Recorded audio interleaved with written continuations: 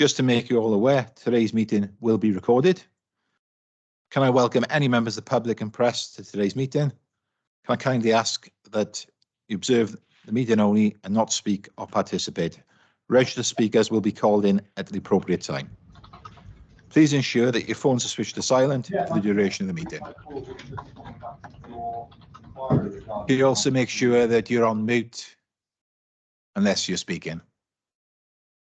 Members, please can I ask you all raise your electronic hands via Teams or physical hands if you're attending in person, should you wish to speak or ask a question. Those in the council chamber, please remember to use your microphones when you're speaking. So first item on the agenda today is Chair's announcements. I have no announcements. Second item on the agenda is declarations of interest. Do we have any declarations of interest? I see no hands raised in the chamber, Chair, and I see no hands raised virtually, so there's no declarations. Thank you, Chloe.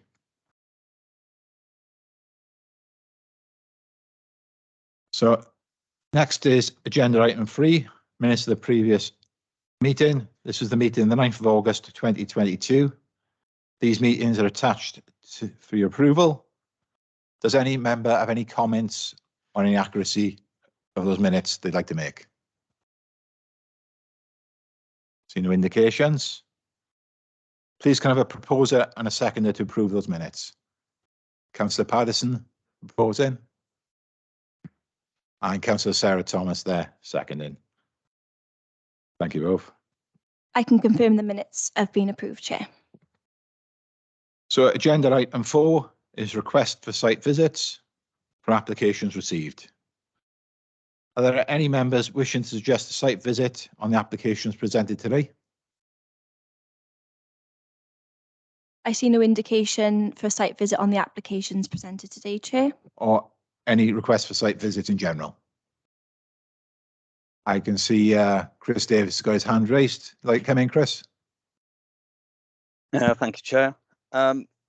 We're proposing a site visit for members of Planning Committee to take place at 9 AM on the 20th of October in respect of planning application P 2022-0776, which is for the approval of reserve matters for the proposed adventure resort by Wild Fox on land of Penbryn, Croesaru, Cymru. If members agree to the site visit, a diary marker for the visit and further details and arrangements will follow in due course. Okay, thank you, Chris. Well, I propose that site visit. Do I have a seconder, please? Councillor Paddison. Thank you, Councillor Paddison. If there are no indications to the contrary, then the site visit has been. Sorry. Yeah, if there are no indications to the contrary, then the site visit will be confirmed. I see no indication to the contrary, Chair, so I can confirm that that site visit will take place on the 20th of October. Please also let me know if you wish to call for a site visit at any point during the meeting. Okay. So agenda item 5 is application number P 2021-0856. These are pages 7 to 46 on the papers. This application is brought back to committee following the recent site visit and is recommended for approval. I will ask a plan officer to take us through the new information contained within the report. Chris.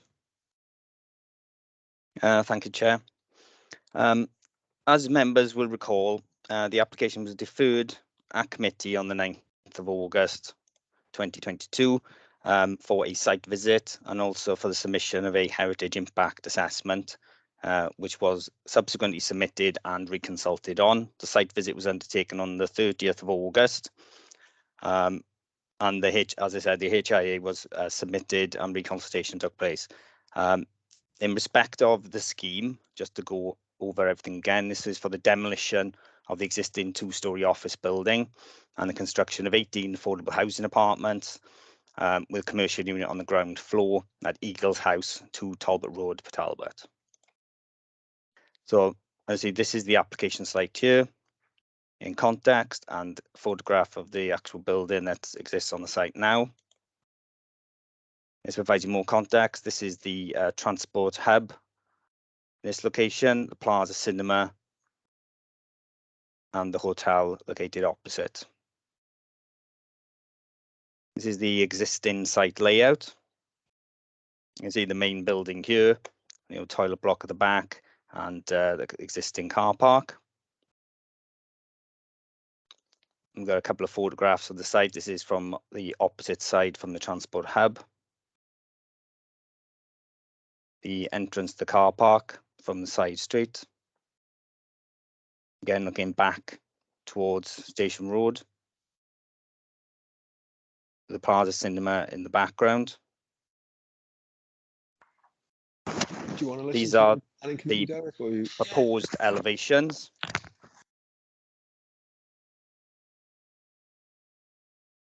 These are the street scene with the Plaza Cinema and the adjoining residential block in context. The artist impression of the scheme and the proposed layout, which shows the 19 car parking spaces located to the rear. So in terms of the information that was submitted, we received a further 32 objections, and those are set out within the report. We also received a response from CADU, which, as you see from the report, clarified that the building, due to the changes that had taken place, was not worthy of listing at that time, but noting the local listing in terms of building of local importance, and sets out there that obviously the need for the development would need to outweigh the heritage importance for the site, but that would be a determination for the authority. Glamorgan Gwent Archaeological Trust also offered no change to their previous observation, where they stated that a recording survey should be undertaken of the building prior to its demolition. Additional information provided within the report shows recent data that's been collected as part of the replacement local development plan background evidence, looking at our housing strategy going forward. And you will see in the report, it sets out a number of graphs in there, which shows that there's a total need within the spatial area of 1,295 units. In addition, of those units, between 50 and 75% of those units are 1 and 2 bed units. So in terms of our recommendation remains unchanged. We consider that the need for the development in this location it outweighs the heritage importance of the site, subject to the conditions imposed. Just obviously for clarity, in terms of the need for the development and the heritage enforcement, obviously each application is looked at on its merits. It is not our position that the overriding need for housing in the area would mean that we would always recommend approval on every application. But in this case, clearly from the information provided by the applicant and the officer's assessment of the need in comparison with the heritage importance of the site, that we're still of the need that the balance is that the application should be recommended for approval. Thank you, Chair. Thank you, Chris. We have 2 registered speakers for this item. We both have 5 minutes to address the committee. Democratic Services will be timing you, and we'll let you know when you have 1 minute remaining and when your time has ended. Can we please start with Mr. John, who is in support of the application? I'd like to come down, Mr. John.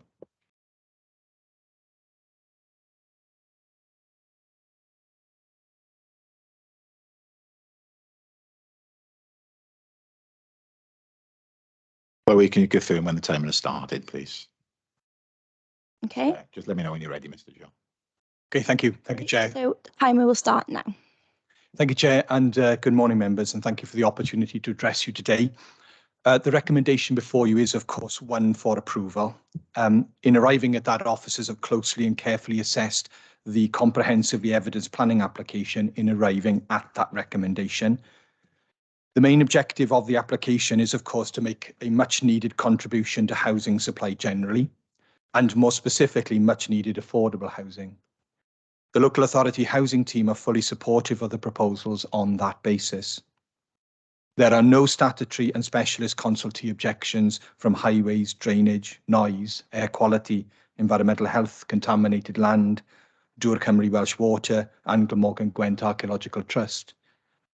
Pre-application advice was actively sought by the applicant, who have engaged with officers prior to and throughout the application process, making necessary amendments to the scheme in response to comments. As set out with the original officers' report from the 9th August committee, the proposals are deemed acceptable in respect of all of the key issues. In terms of the principle of development, the site is located within the settlement boundary and comprises previously developed land. The existing building is not statutorily listed. Cadw have confirmed within their consultation response that it does not meet the necessary listing criteria, nor would it do, not least as it has, I quote, sustained significant alterations, including extensive changes to fenestration. Whilst the building is identified as a building of local importance, comprehensive and detailed justification for its demolition has been made and evidenced. This is in direct response to the request for further assessment when previously considered by you. Given this and the assessment's findings, the application is compliant with local planning policy. To reassure, the potential to retain and convert the existing building has been thoroughly explored, albeit this is not an option, as extensive and unviable refurbishment and replacement works would be required to enable the building to meet modern housing standards and defend energy efficiency ratings. The marketability prospects of the existing building have also been assessed and evidenced to be poor.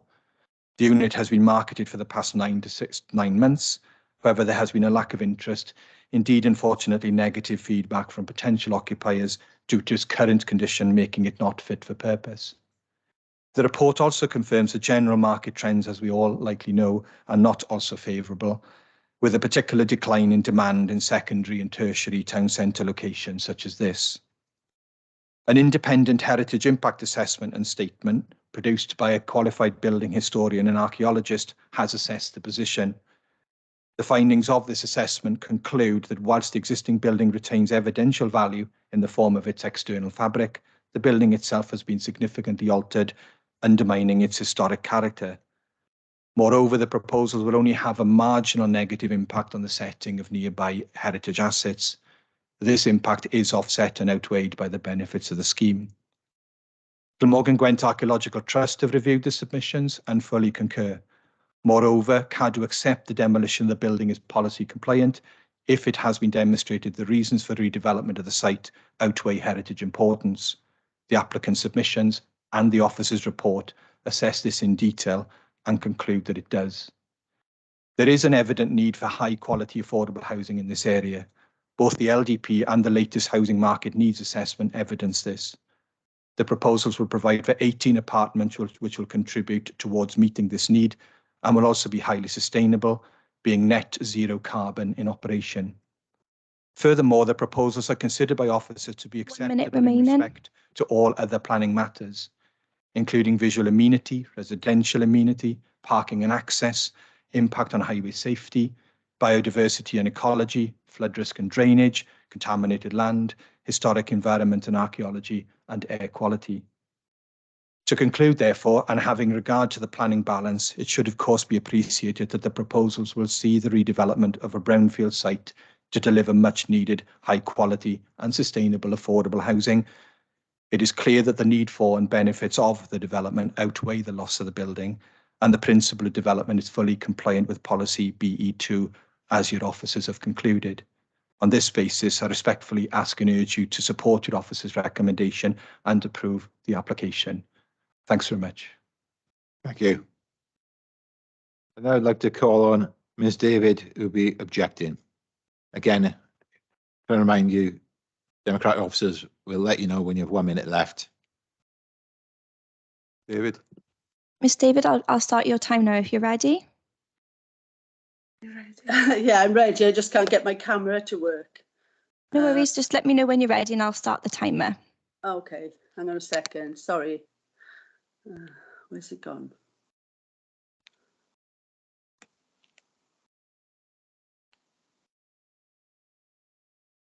Is it okay if I continue with just the vocals? Yes, that's no problem at all. Okay, sorry. I'll start your timer now. Okay. First of all, thanks very much for letting me speak on behalf of some of the residents of Port Talbot. I'm very sad to see that this old building will be demolished, It's one of the oldest buildings in Port Talbot. We don't have many left. And that's not just me, it's the experts, Cadw, Glamorgan Gwent Archaeological Trust, and your own local development plan highlight the building as being of local importance. Once it's gone, it's gone. It cannot be replaced. I find that the proposal for housing, whilst I agree we need social housing in the town and sustainable and affordable housing, the number of flats of 18 isn't really going to make much of a dent in the 1,295 units needed. I think that it's in the wrong place, for one thing. When you come out of the train station in Port Talbot and you look, you see the plaza. If you stand up on the platform, you can see the plaza, you can see the Grand. In between, we have this old building. When that's gone, I've actually done a sketch, which unfortunately I can't show you, but the new building, being over 50 feet high, is going to block that view. Okay, you will still see those other buildings, but it will diminish their impact. I think the new building is too big, it's too high. I also think that in some way, the developers could have looked at a way of adapting the old building, have fewer flats in it, and maybe develop it that way. But obviously, it was bought with the intention of knocking the old building down. It's only been in possession of the owner for 2.5 years. I think it's really sad that they haven't looked at other ways of using the building, such as for commercial use. It's all very well to say that it's not fit for purpose, but if they want to spend money on it, they could spend money on it in creating nice office and commercial premises with a couple of flats as well. I honestly think that there are other compromises that could be made. As far as the impact on the area, we already have loads of social housing in the town centre and in the Port Talbot ward. I've got nothing against social housing. I've got 2 young adults of my own that were unable to find anywhere to live in Port Talbot or to rent. Both of them working, so I know it's difficult, but I honestly don't think this is the place for it. We already have Glenavon, Aberavon House, Eagle Mews, Customs House, the old police station, many more, and more flats now going into the old Dyffryn Lower School site. Where will it end? At some point, we have to stand up and say that some of these old buildings need to be retained. Port Talbot, I mean, they've done loads of really good work in the hub there by the Grand Hotel, and it looks really nice now. To knock this down, it will, well, in my view anyway, it'll spoil the whole area. And I think those flats are quite ugly, but that's a personal opinion, obviously. I feel that you should look again. And finally, I'd like to ask that the developers produce a mock-up of the building in its context, because the only pictures we've got of them are pictures of the building, of how it could look, but not in the context of seeing it next to the Grand and with the plaza in the background as well. I'd like them to do a mock-up of that so we can see the true impact of the building rather than seeing it as a standalone mock-up. So I would request that... 1 minute remaining. Really, I haven't really much else to say. The experts have already said it's of importance to the town. People who know a lot more than I do about historical buildings. A lot of research has been done into it. Once it's gone, it's gone. The idea of having a level 2 list and photographs of what it used to look like, that's all we're going to have left if we go ahead with this development. So please, I hope you don't mind me butting into your meeting, but it does mean a lot. And it's easy to send something in writing, but it's not so easy to appear and speak about it. So thank you for listening. Thank you, Ms. David. Okay, I'll now move on to members' questions. Members, do you have any questions, please?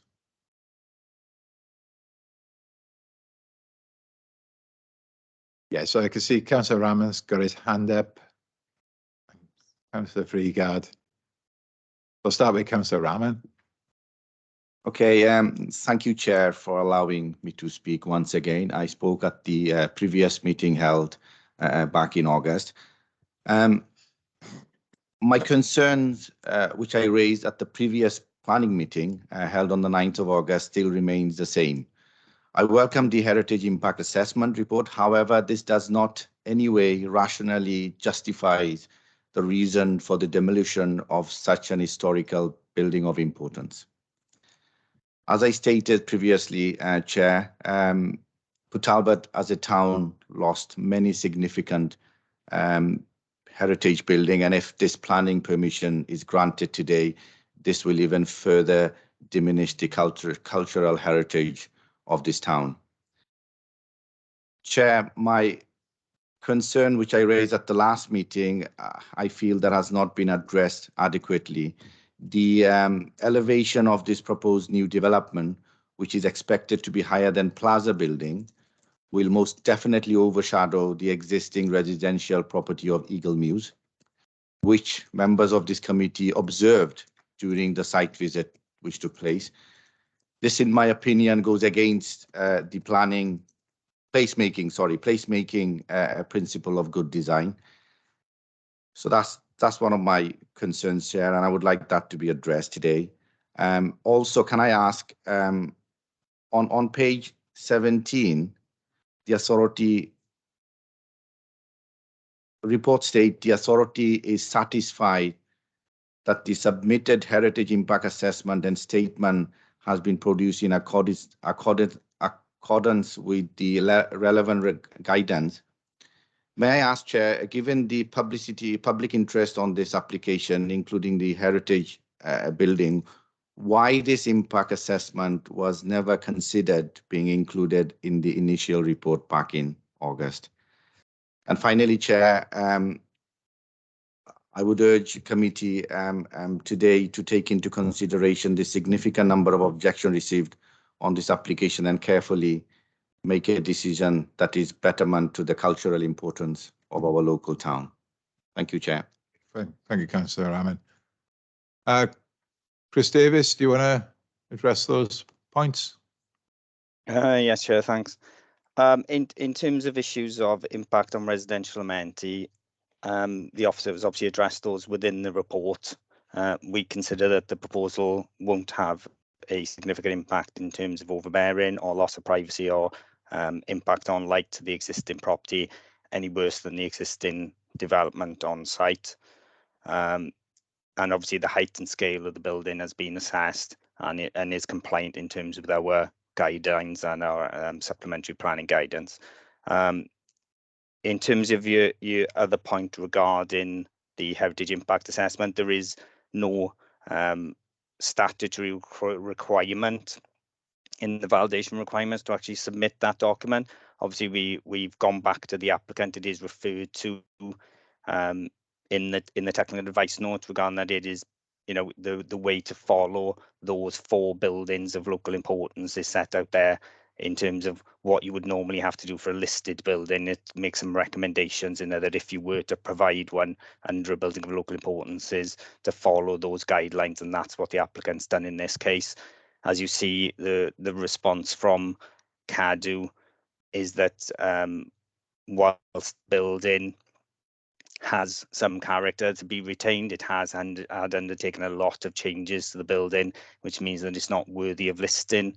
Obviously, they still clarify within that response that it is a balance between the need for the development and the loss of the heritage asset, and that's obviously been set out within the report, and the balance in terms of our recommendation then is for approval.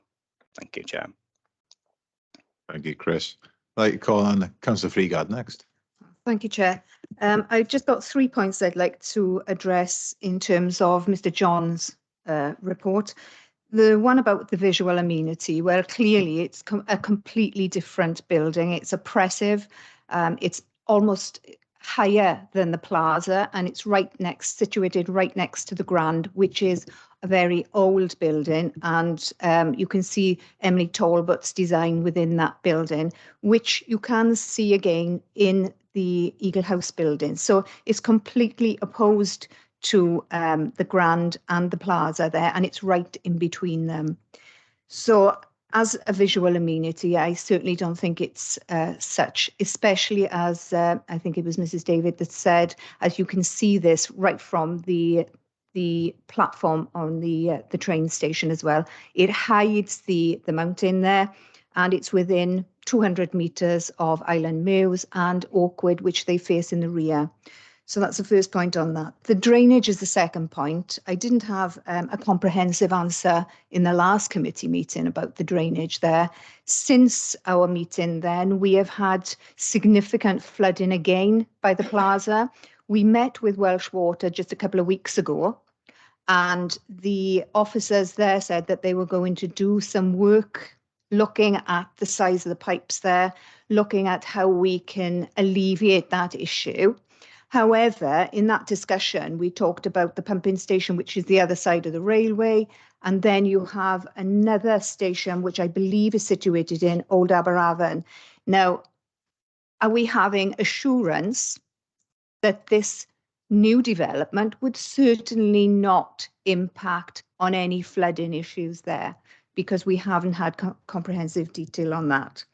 So, that's the second point. The third point is potential occupiers. We've had considerable interest in that building, and even within the last couple of weeks, from people that would like to develop it, keep the facade, but just look at internal development and refurbishment there. So those 3 points I'd like to address from his report there. Going back to the heritage and the report on the heritage assessment, I'd like to say that it does say it's a setting on a residential street that contributes to the historic and architectural value of the building. It goes on to say that although none of these buildings are of national historic or architectural interest, they are considered to have strong associations with the locality and give it a distinct local character. Now, that's really, really important, because whilst Mr. John said that it had been significantly altered as per the heritage report, although we had those alterations, the council deemed that that was of such significant importance that we put it in the local development plan. Now, council agreed that, all members at that time, officers at that time, it went into the LDP. We still had the housing shortage, but we still made that decision. So I would ask that we think carefully about the local value of character and the historic value of that building before we make any decision. So thank you for that. Thank you, Councillor Freegard. Chris, I don't know if you want to come back on some of the points. I don't know if any other officers want to come back specifically on the drainage issue. Yeah, if I can address all of the planning points, and then I'll pass over to my colleague Justin or Joe to answer the drainage matter specifically. In terms of visual amenity, yes, I mean, it is a different style of building, just as Eagle Mews that's developed next door is a building of its time. I mean, it modern housing buildings to the standards that are required in terms of being sort of carbon neutral or carbon positive are designed in a different way than the historic building. There's no doubt it will cause a change in terms of the visual impact. I think that's accepted. I don't think it's then getting away with that. You know, we accept the fact that it will be a change in the street, but we do not think that it is a change that will cause a significant detrimental impact once complete. In terms of potential occupiers, obviously that we're here to determine the application before us today.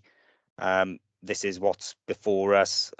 We haven't had any other contact in terms of redevelopment opportunities on this site, and no other planning applications in recent years on this site. Obviously, we can only look at what is before us today.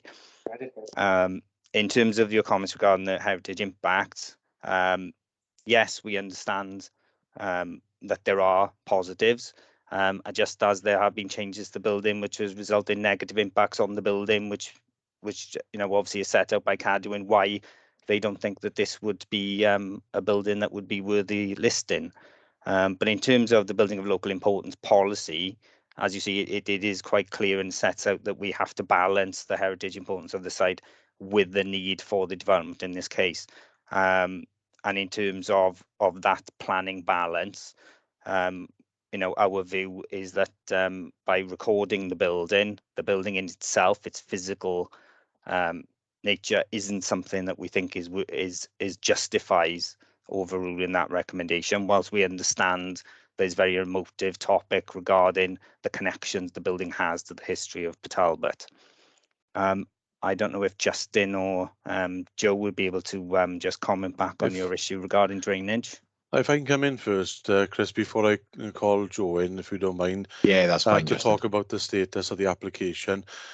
Just a reassurance, really, regarding that the development is subject to what we call a SAB application.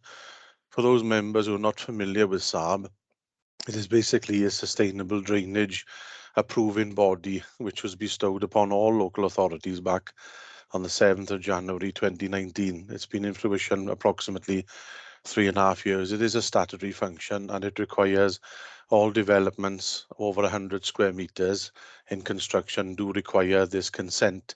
It carries with it enforcement powers, as well as looking at alternative means of disposing surface water for a development. So we will be looking certainly for this brownfield site for a vast improvement with regards to how they're going to manage the water, and that is looking at reusing it, infiltration, attenuating and discharging to a water body and so on. So there's a hierarchy of improvements that developers have to look at, and within that there are also 6 standards which are fundamental to the design. Now, I believe at this point we have opened up a dialogue with the developer, so I'll hand you over to Jo so she can give you all an update of where we are with an application for SAB at the moment. But just for reassurance, this will encourage the developer to look at the betterment for the site, and if it is going into the existing sewer system, it'll be going in at a significantly less discharge rate for a brownfield site. So that reassurance, we can almost guarantee there will be a betterment through that process. If I can hand you over to Jo now, please. Thank you. Thank you, Justin. Yes, we have had a full SAB application for this development site. It has gone out to all our consultees, internal, external, Welsh Water included within that. It's also gone to NRW, as well as our internal biodiversity colleagues and our highway drainage section. Everybody has come back with positive comments on the scheme that has been received. Hydrologically, it is of significant betterment to that of the existing site and its drainage at the moment. As Justin mentioned, it's a sustainable process. We are managing surface water from within the edge red area of the site, within the site, and it is being then, conveyed to its outfall at the minimum greenfield runoff rate. So it complies with all our standards, and we are looking positively on the scheme as submitted at present. Thank you, Jo. Call Councillor Percy next. Diolch Cadeirydd. Thank you, Chair. Morning, members. Right, I'm not going to perhaps speak for as long as it is at the last committee meeting. You'll be pleased to hear. We've already had quite a good discussion on a lot of the key issues around this application at the last meeting and at the site visit that's been mentioned. And thanks to Chris for circulating the history that I wrote up as well via the committee report today. I appreciate that. I want to focus really on the key judgment call that's facing members today, which is to weigh up whether the stated benefits of the development outweigh the heritage importance of the building under policy BE2, which has obviously been mentioned several times by speakers this morning. Now, this is a subjective call. It's not a clear-cut policy issue. It is a judgment for every member to make and weigh up on this committee. And they need to look at the information that's been presented and come to a view on this. And I would urge all members to do that. Of course, in my view, I feel the report doesn't justify the demolition of the building. I accept, of course, there's a housing crisis and a need for housing generally. But what I feel is that the information presented does not give a justification why this specific site is key to meeting that need over other sites. I'd like to just also draw attention, and Chris has mentioned it, to be fair, in his presentation, around the data that's been presented is for the Port Talbot spatial area. This development is in the Port Talbot electoral ward. The data that's been presented is for the spatial area of Port Talbot, so the town as a whole. So that data does not demonstrate that on this site or in this ward or in this specific location, there is that specific need for these 1 and 2 bed units. And I think that is quite important in terms of meeting that criteria, the policy, making that judgment and justifying the demolition of the building. It really needs to be compelling, and I don't feel that the general data that's been presented is really acceptable to do that. And I, again, just to pick up on the point planning officer made, that Chris made around how this might affect future applications, that every application will be judged on its own merit, and should this be granted today, it doesn't necessarily mean that housing need will always outweigh heritage importance. However, I feel he touched on a point that I'd written in my notes, and I think it's a really key issue for planning committee members to probe with planning officers, is actually understanding what the methodology is for coming to that judgment today, because that methodology is going to be key to ensure that this policy isn't undermined by the fact we have a housing crisis. And unless officers can justify and explain how they've come to that view based on this generic data for the spatial area, then in my view, if a decision is taken today to approve this application, then for as long as we do have a housing crisis, and I feel there's going to be a housing need for quite a significant period of time, this policy will be undermined at every stage by that housing need, and I don't feel that's an acceptable position for us to be in as a council. If members should be able to foresee a situation where they will decide that the heritage importance of any building, not just this one, will outweigh a development, and I feel if this is granted today, it will put members in a very difficult position to make that judgment in future. Just briefly, I think I just want to just mention in terms of the information on the heritage importance of the building in terms of making that judgment. Other members have mentioned it already. Councillor Freegard picked out a few items from the report, as of other speakers. I think the information presented is quite compelling. We have, an irreplaceable historic asset here in the centre of Port Talbot, on a key gateway site to the town. We really need to think very, very carefully about justifying demolition and redevelopment of this site. And I would really just want to press that point to members. So, thank you, Chair. I'm not going to say any more today because I think everything else has already been said, but I appreciate the opportunity to speak. Thank you. Chris, do you want to come back at all, or any other officers? Yes, thank you, Chair. In terms of need and location, as we pointed out, there, as you see from the graphs, there's an overriding need for housing in all spatial areas. Obviously, more sustainable locations are by virtue of the town centres, ideal places for residential development. We're trying to look at all the policies and all of the actions that Welsh Government and ourselves are trying to achieve, and we're trying to reinvigorate our town centres. We're trying to redevelop brownfield sites. We're trying to bring buildings back into reuse, and all of these aspects are in this magical thing called planning balance. And if I could explain what planning balance is to you, I'd probably wouldn't be working in this Neath Talbot. I'd be working in some university somewhere, but it's a magical thing that we try and do, where you're trying to balance all of these aspects and work out what decision we're trying to come down to. And I think we're trying to look at all of the aims and aspirations of Neath Talbot as a whole. I think in terms of this particular building and what any decision on this would have an impact on any other building, I think people have connections to buildings, not because they're historically important, but we've had similar discussions on bingo halls in Neath Town Centre that people went and met their wife in 1960.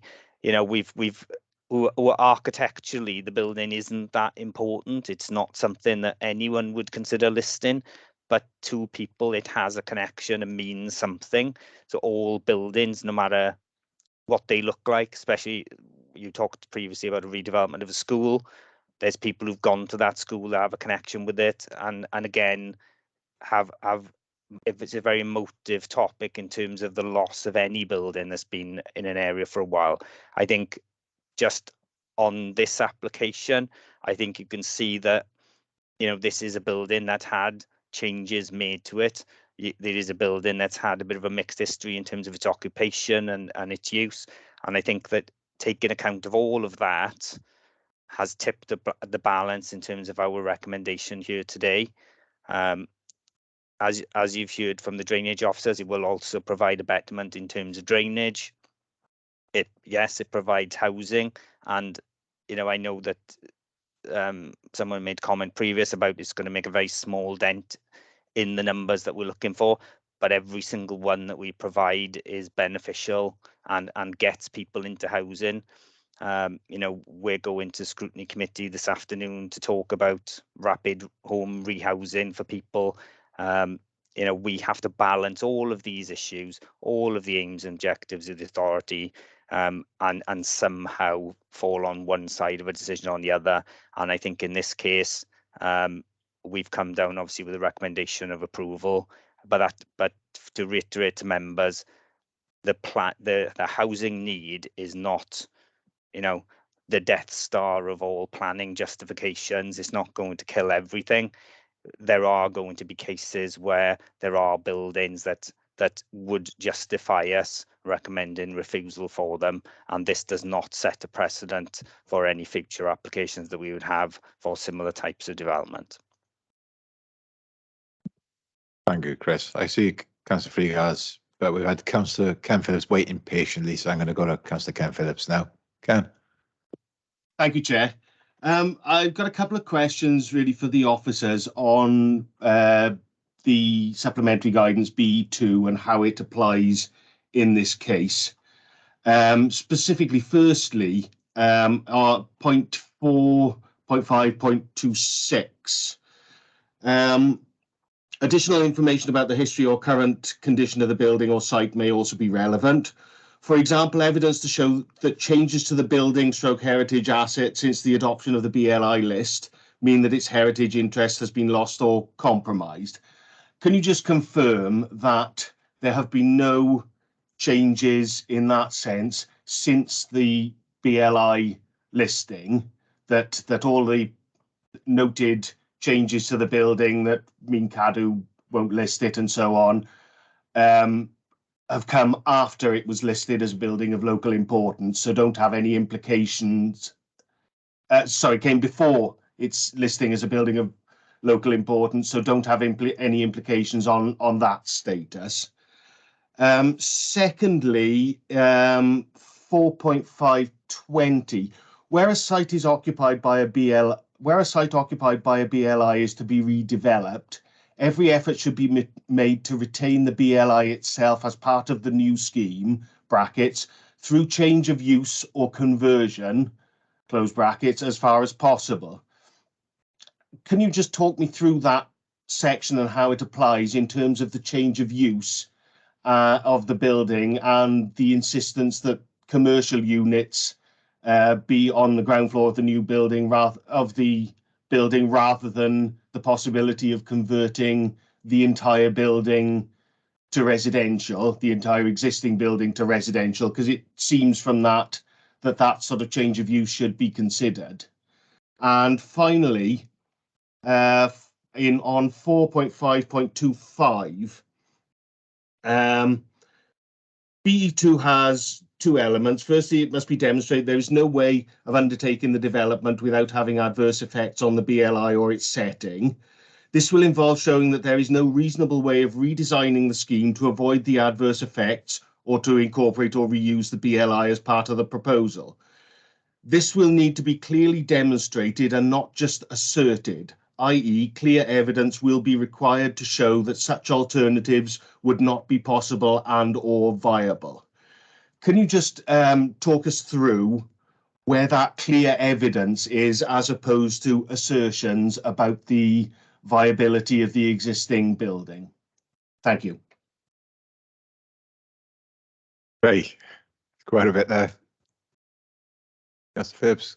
Chris, are you able to answer those questions? Yeah. As far as I'm aware, all the changes to the building were before the building was placed on the register. I understand the CADU have looked at the site previously a number of occasions and always considered that the building wasn't worthy of listing because of the changes that had taken place previously. So they were before the listing. In terms of the changes of use, I think the applicant has obviously marketed the property, tried to get changes of use for the property. I think it sort of rolls into the last answer to your final question. I think the applicant has undertaken an assessment of the building in terms of what it could possibly be converted to, whether they could retain elements of the building within the scheme. And that goes to a viability issue as well. I think they've looked at how many units they could get in and whether it was viable to undertake that work. In terms of maintaining commercial use on the ground floor, obviously we have other policies within the plan that are relevant in terms of maintaining commercial uses. But even if they looked at a full residential scheme within the existing building, I think the building, in terms of its fabric and its construction, would not provide the type of accommodation to the quality that they would be looking for within this area. So whereas a private developer may come forward and want to do a couple of apartments in there, for example, a housing association for affordable housing units in terms of grant funded schemes, they wouldn't be able to provide the type of accommodation that would be necessary for modern standards. What we've seen on other sites where they've attempted to convert existing older buildings into residential accommodation is sometimes that accommodation is substandard because it's not having to reach the targets required by Welsh Government for affordable housing. So what you then end up with is potential antisocial behaviour issues and other issues that come forward from that because of potential issues with occupiers. But I think in terms of what the applicants provided, in terms of an assessment of can they keep the building, can they accommodate parts of the building, I think it's sufficient for us to assess the application here today. Probably not what anyone wants to hear, but they have also proposed to use the stonework from the building within the boundary wall that's going to be constructed as well. So there will be parts of the building reused on the site to maintain some of that within the development as going forward. Thanks.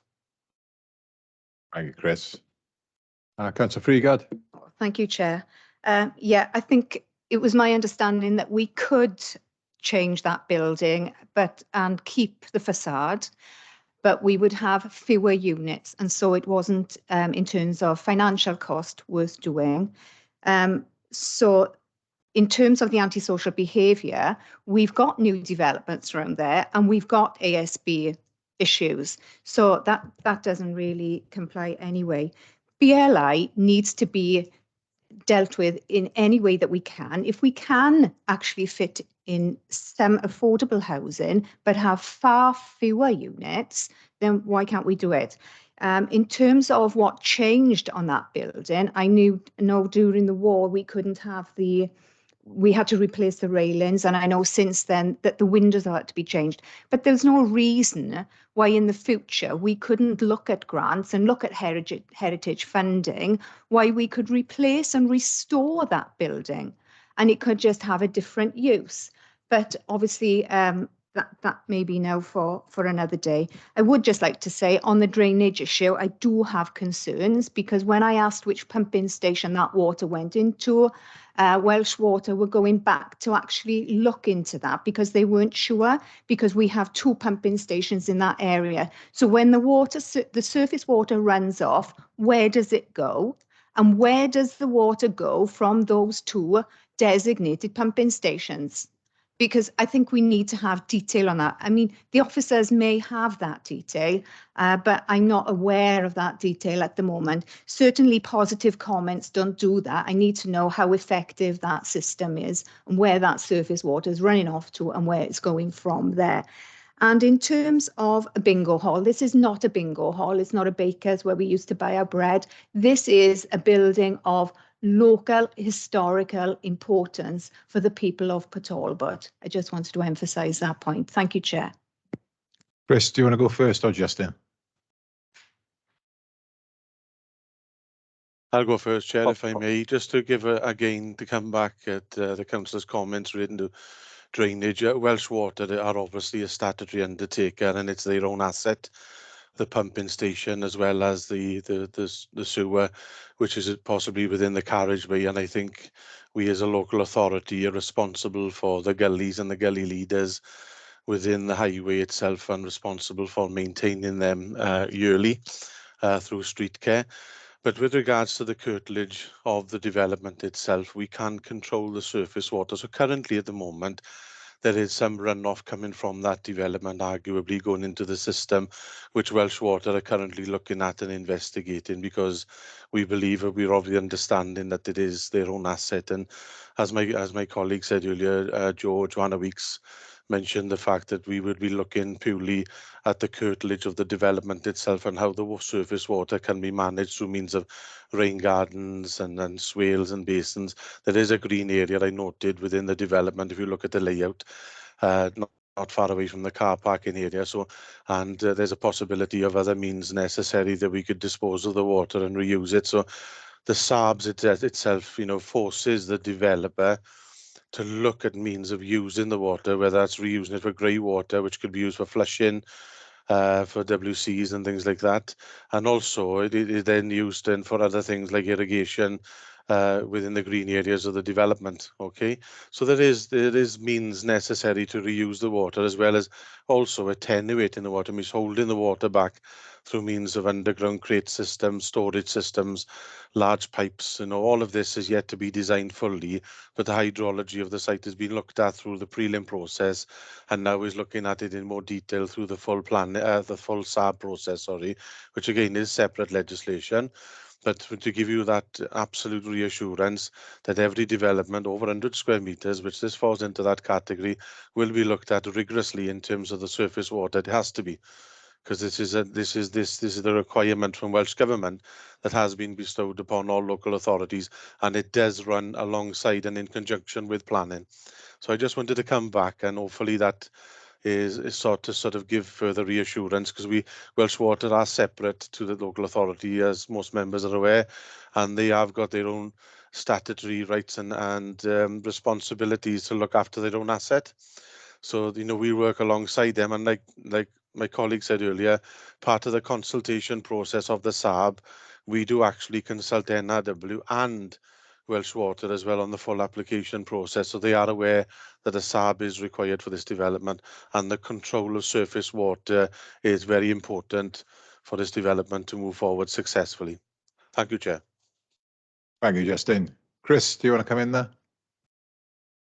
Yeah, it's just to obviously reiterate, as Justin said, I mean, this will provide a betterment than the existing situation on site, and not being a drainage engineer, but the whole principle of it is to deal with the surface water on site as much as possible, and only to take it off site if it is attenuated to greenfield runoff levels. So it's attenuated, so even if the last, even if they go through all of the process and it does need to be piped, it's piped in a way that is a betterment to the existing situation. In terms of the issue about going back to the building again, I mean, I think, viability is a big issue in planning at this time, and we have to look at the application that's before us today, not things that may or may not come forward in the future. And I think that we have to understand that there are lots of buildings that are vacant and long-term vacancies that are causing us issues in terms of falling into disrepair, all around the borough. And I think we just have to consider that obviously it is in a prominent location, and the potential for this building to become a long-term vacancy, an issue in the area, is potentially there should nothing come forward. I do understand your view that grants and things could come forward, but we are not the owners of that building, and the applicant could just close the doors and walk away and wait until something else comes forward in the future. So we're here to look at the application that we have before us. Thank you, Chris. I have a few more speakers now. Councillor Cathy James. Thanks, Chair. Just a quick question in terms of sustainability. The report says that the new units will be carbon zero in operation. Obviously, that doesn't include the carbon costs of demolition, construction, the embedded carbon in the existing building.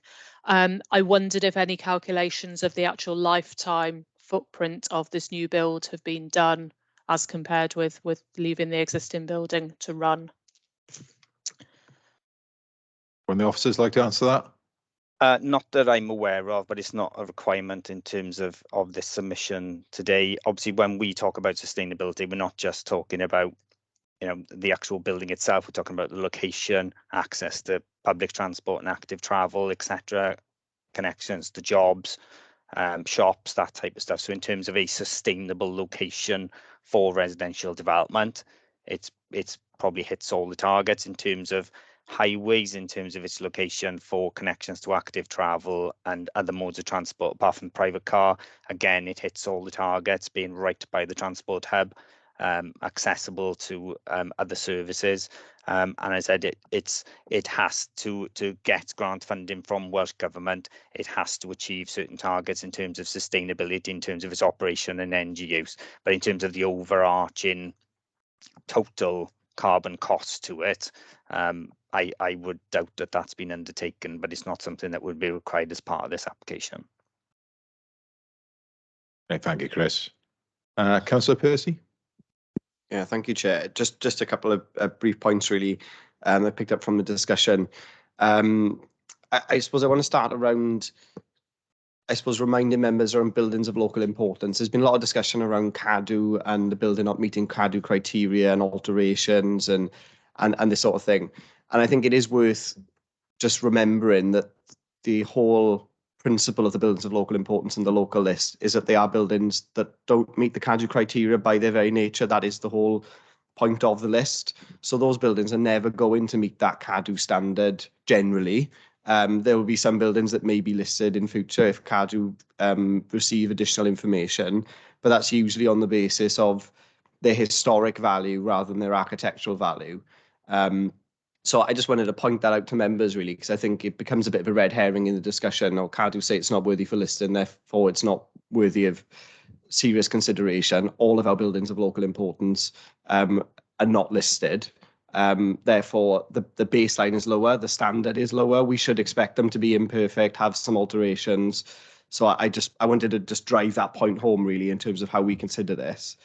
The other point I wanted to make, which is linked to this, really, is, and I'm sorry to sort of press this, are you on this one, Chris? But I suppose I'm still unconvinced around the argument around how another building or a proposal would tip the balance in the other direction on this policy.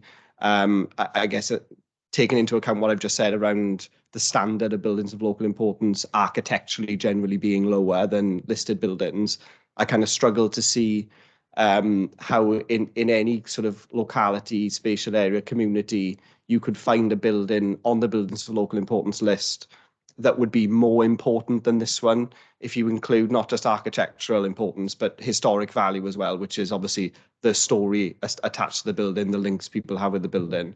So I struggle a little bit on that one, if I'm honest, Chris, in terms of how going forward another hypothetical building would be protected under this policy. And again, that might be a bit of an open question, but I kind of remain unconvinced on that. And the last point I just wanted to stress as well is there's been a bit of discussion around conversion of the building and the viability of that. In terms of what's been presented as part of the application, and perhaps Chris, you can confirm this, but I don't believe the developers submitted any detailed information on the viability of converting the building other than a brief mention that it wasn't viable. I don't think we've received any drawings or proposals. I don't even think we have an internal floor layout of the building as part of the application. So in terms of members, you know, giving weight to that, I don't really feel we've had a lot of information on that either. Thank you, Chair. Okay, Councillor Percy. Chris, come back. Yeah, I mean, I think we're just reiterating the same points, really, is that each application is looked at on its merits. I mean, I can't pick up an imaginary scenario about a building and why we would refuse it, but each application is looked at on its merits, which is the whole point of the planning system. we come down on in terms of planning balance, taking account of all of the issues raised, and I don't think any application would be able to be comparable to another application. So I think, you know, we just have to reinforce the position that this does not set a precedent in our view, and each application is looked at on its merits in line with the planning policies. In terms of, again, issues of conversions and what people could or may not be able to do with the building in the future, we are here looking at this application today, and this is the application before us. You know, it doesn't appear to be merit in discussing any alternatives, as no one has come forward for an alternative scheme that we've got before us. There's not 2 or 3 planning applications that have been submitted in recent years for this site. This is the only application that we've had, and that's the recommendation, obviously, that and the decision that we're trying to make today. Thank you. Thank you, Chris. Councillor Keogh. Thank you, Chair. 2 things. You talk about flooding and you talk about the pumping stations there. Now, being a former Port Talbot Ward Councillor for 18 years, I have seen floods there around Customs House of biblical proportions. Last, I believe, twice this year, my colleagues here on my left would be able to tell me that that has flooded out. The reception area has flooded at least twice this year, at least 3 or 4 times since it's been converted or rebuilt. And historically there, I'm going to say it is below sea level, that area. All of a sudden we're talking about mitigation, but where has the mitigation been in the last, I don't know how many years, you know, in that area? And I'm going to say the last flood there was a bad one. It even closed the forecourt of the garage. That's how bad it was. The other thing, a lot is said about an alternative use for Eagle House. I know for a fact that businessmen, we speak to businessmen as councillors, and I know the owners of the Grand made a very substantial offer on the Eagle House, but was turned down flat. I also know they made an offer on Corner House, but that again had been sold to someone else for the time that went through. That was the intention of the owners of the Grand, as when they opened that, is that they had their eyes on that building because they wanted the car park as well, obviously for use for the hotel. So to say that no other people have come forward, I know a nursery has gone forward. I was informed this morning, a nursery came forward to buy it, turned down flat. We know we're talking about, this is a business transaction at the end of the day, right? But nevertheless, to say that no offers, other offers have been made, they have. Thank you. Chris, you'd like to come back? Yeah, just to be clear, we're talking about planning applications, not private offers between landowners and developers. As I said, you know, it is a transaction, but it has to be a viable transaction for the owner to want to go forward with it. You know, the fact that people may be coming forward with schemes between relevant landowners and different parties is not really relevant in terms of the application that we have before us. This is obviously a deal that both the landowner and the developer are happy with and have come forward with the planning application. Obviously, I'm not aware, as we've set out in the planning history, that we've had any interest in terms of planning applications for redevelopment or changes of uses at the site. I mean, and in terms of flooding, as I said, the opportunity that this gives in terms of the redevelopment to an overall improvement for the drainage for this site has been set out, I think, in some detail by both Justin and Joanna. And I'd be right in saying, Chris, full SAB approval would be required as well. Yeah, and they have to get full SAB approval prior to commencing development on site. So that has to be in place. And obviously, as Justin has set out, both NRW, Welsh Water and ourselves have to be in agreement with that scheme has to be in place and approved before they start work. Sorry, do you want to come back with it? Thank you for letting me come back, Chair. I was just trying to point out, Chris, that to say that no other interest in the site, I know it's not relevant to the planning application, I understand that, but I just wanted to point out that other people had views on how they wanted to go forward with the Eagle House. That's all I'm pointing out. I understand it's not relevant to planning, but it's been said here that nobody else came for. They have. Thank you, Thank you. Councillor Keogh. We're in a good discussion debate. Yes, I have a last question now from Councillor Ken Phillip. Oh, sorry, Justin, did you want to come in about the Saab there quickly first? Just quickly again, Chair, just to again, there may be historical flooding issues there, and again, that could possibly be down to maintenance, a number of factors really. Maintenance is one of them. With regards to Welsh Water as a statutory undertaker, and also then the fact that we're looking at an existing connection from that site going into the system, which is obviously forming part of possibly the flooding matters for that area. And again, making reference to what I said earlier, we are looking to put a significantly less amount of discharge into that system, which would go considerable distance, considerable way of improving the drainage coming from the site, and also the asset which we're referring to, which is potentially causing the flooding at the moment, because you're having less water going into that system, of course, because we're retaining it more on site. So there's a significant betterment in terms of the surface water drainage purely for this development. What we have to look at, and we've got the statutory obligations there in place that we have to look at it in detail as a SAB SUDS approving body rather. Thank you, Chair. Thank you, Justin. I said we had a good debate. I've had one other councillor indicate now, so I have two more questions and then we'll move on. So, Councillor Phillips. Thank you, Chair. I really wanted to come back on that question of B2 4.525, where it states it must be demonstrated that there is no way of undertaking the development without having adverse effects, and this will need to be clearly demonstrated and not just asserted, i.e. clear evidence will be required.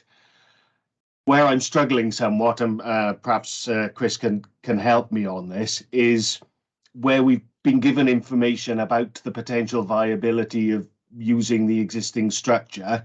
It seems to me an awful lot of it is based on assertion rather than clear evidence. There's the assertion that it's not viable, supported by the assertion that it would be, it could only contain 3/4. Well, there's no evidence to support that. There's a slightly speculative assertion as to whether it's 3 or 4, but there's no background evidence, there's no supporting designs, no plans, no figures. I'm struggling to see that standard of clear evidence being met as opposed to assertions. So is there somewhere, am I missing something somewhere? I think on that point, obviously, as you say, it's you're talking about impacts on the building of local importance, and obviously developments adjoining building of local importance, or within, for example, if they were redeveloping the car park of this site, they would have to assess how that would impact on the building of local importance if they were building adjacent to it, for example. If the applicant was sitting here today arguing that the building was structurally unsound and thereby could not be converted, they would be submitting a structural survey to prove that, and that's not the case. What they're saying is basically, in order for this site to get redeveloped, there is, in their view, it is not viable to develop that site for a smaller number of units. They're putting forward the fact that there are no other planning applications that have come forward from that site. Obviously, we understand that people may have approached the developer and talked about various schemes, but those schemes have not come forward because they're not achieving what the landowner's aspirations are for the site. So the risk is that this site will remain vacant and undeveloped going forward. It depends on what argument the applicant is putting forward as to why the development's being proposed. As I said, this isn't an issue of the building can't be converted. Yes, we know the building could be converted to various uses, but these schemes are not viable and haven't come forward. So, whilst someone may have come forward and said, I want to buy that site and use it as a nursery, someone may have come and said, I want to buy it and use the car park for whatever reasons, the landowner, for whatever reason, has chosen not to go forward with those. And it may be because the value in it isn't worth him selling. So it depends on what the argument is being put forward. And I think in this case, they're saying that to make this site work, to do the land deal, to get the development forward, it requires the demolition of the building and the rebuild of a new building to get 18 flats to make it viable. And that is the argument being put forward. It's not relating to you can't do something with the building.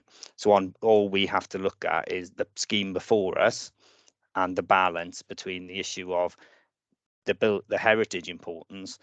Does that outweigh the need for the development at this location? And on balance, we're saying that yes, it does. Thank you, Chris. Councillor Patterson. Thank you very much, Chair. Yeah, there's a lot of decisions to be made here which are on balance subjective. I do understand that. Some people have one view, some people have a different view. And that's why it's going to be a very difficult decision for members of Planning Committee today. I'm falling towards approval of this application on the basis that it is in the right location. It is providing what we need to provide as a county borough. We hear stories as councillors all the time about people that just cannot get somewhere to live. And even the lady who spoke, I'm sorry, Miss Lloyd, was it? I can't remember, sorry. Yes, she actually did mention it in her objection to the application, that people are having desperate trouble trying to find somewhere to live, and especially in these type of small units, socially landlords, and that that they're very economical to use. They're going to be access to train station, active travel, bus station, and the town centre are all. I would even say, any person, whether they be able-bodied or disabled, would find use in living in this location, and it would aid their quality of life because they can get around, they can do it. And it is sad that the application is black and white today. It is, do we approve it or do we refuse it? And there's lots of councillors and the speakers have made their case. And I know all too well that it is a difficult decision, but on balance, hearing everything, I'm in favour of the application, Chair. Thank you, Councillor Patterson. Chris, we've had a lot of information here the last hour. Could you summarise at all the information you've given? Yeah, basically the applicant has obviously undertaken the heritage impact assessment in line with the what's set out within the TAN. We've obviously consulted on that. I understand the point that obviously the building is not of a significance that it would be listed, and that is why it's on the local list and it's not a listed building. However, the policy is quite clear. It's the balance between the need for the development and all other planning considerations and in relation to the heritage importance for the site locally.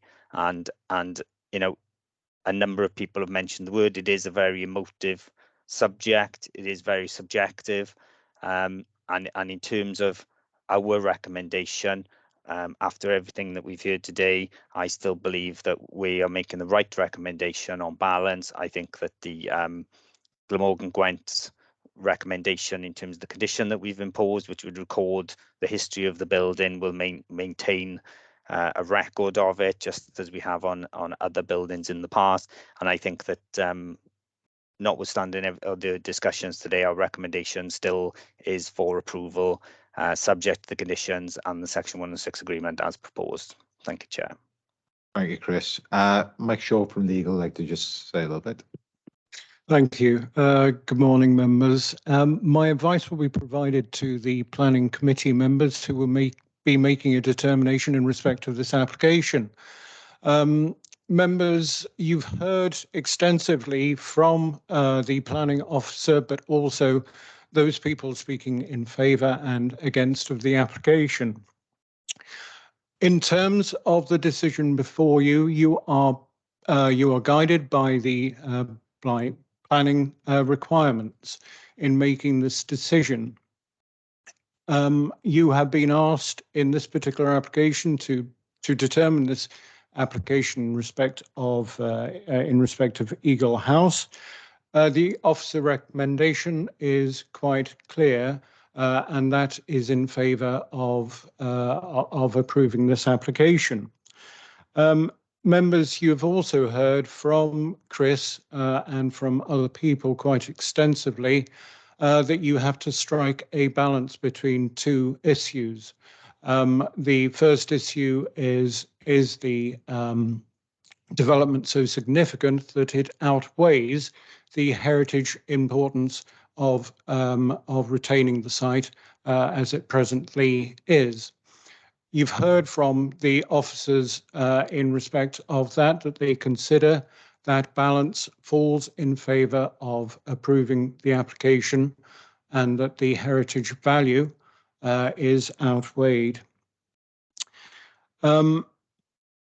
Members, if you were minded to depart from the recommendation of the officer, you would need valid planning grounds to do so.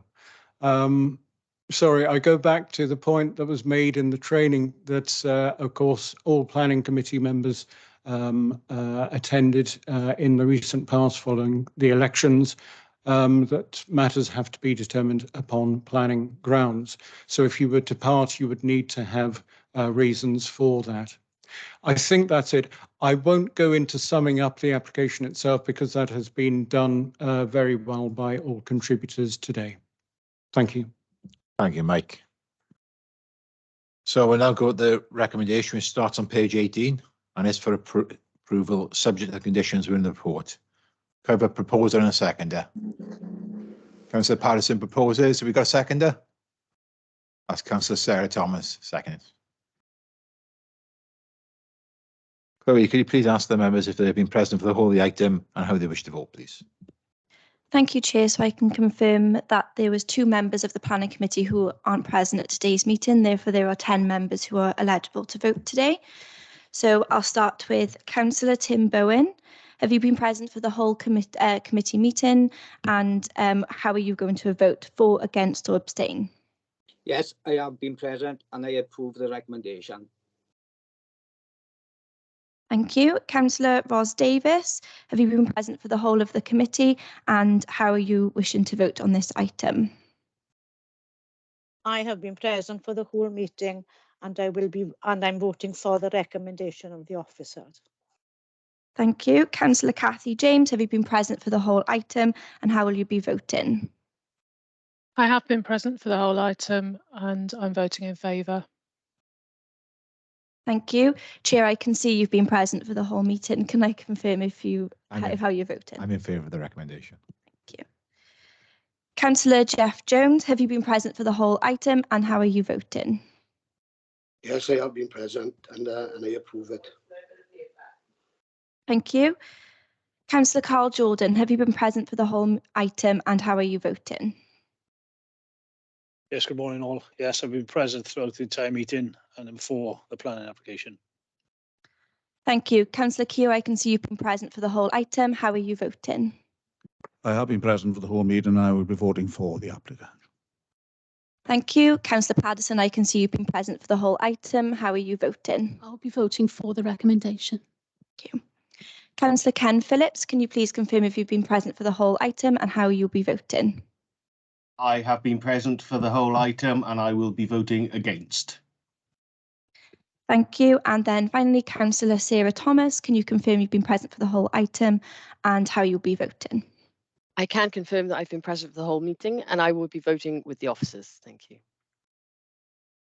Thank you, everybody. So, Chair, do you want me to confirm the decision? Could you confirm the decision, please? Yes, no problem. So I can confirm that 1 member voted against and the remaining 9 voted for, so I can confirm that that decision has been approved. Thank you, Chloe. So that decision's approved. Okay, moving on. Just before we move on, just conscious that was quite a lengthy. Does anyone need a comfort break at all? Just to call for a second. Is it okay if I take a 5-minute comfort break then? Yep. Yeah, so the time now, look at my watch. Time now is 20 past. Sorry? 20 past. Yes, 20 past 11 now. If everyone can be back in the chairs for 11:30. Good chance. Thank you. Thank you.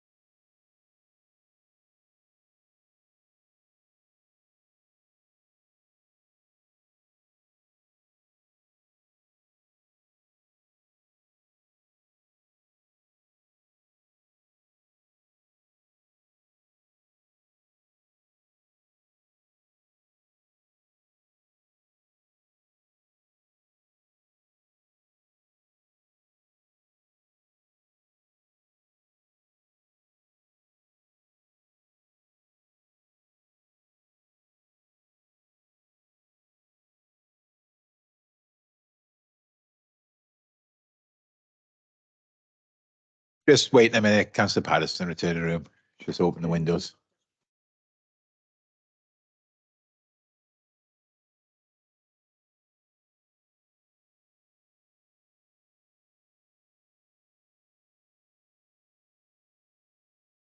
Okay, thank you all. Now going to resume planning meeting.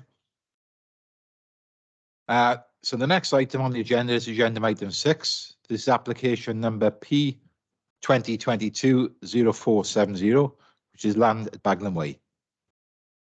So this is pages 47 to 78, and this application is for approval. I'll ask the planning officer to take us through the report, please. Thank you, Chair.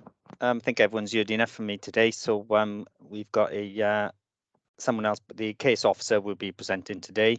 So I'm going to hand over to Catherine. Catherine's been acting on our behalf, dealing with this application. So it's a bit of a double-handed one. I'm moving the slides around and Catherine's doing the talking. So if I can hand over to Catherine now. Thanks.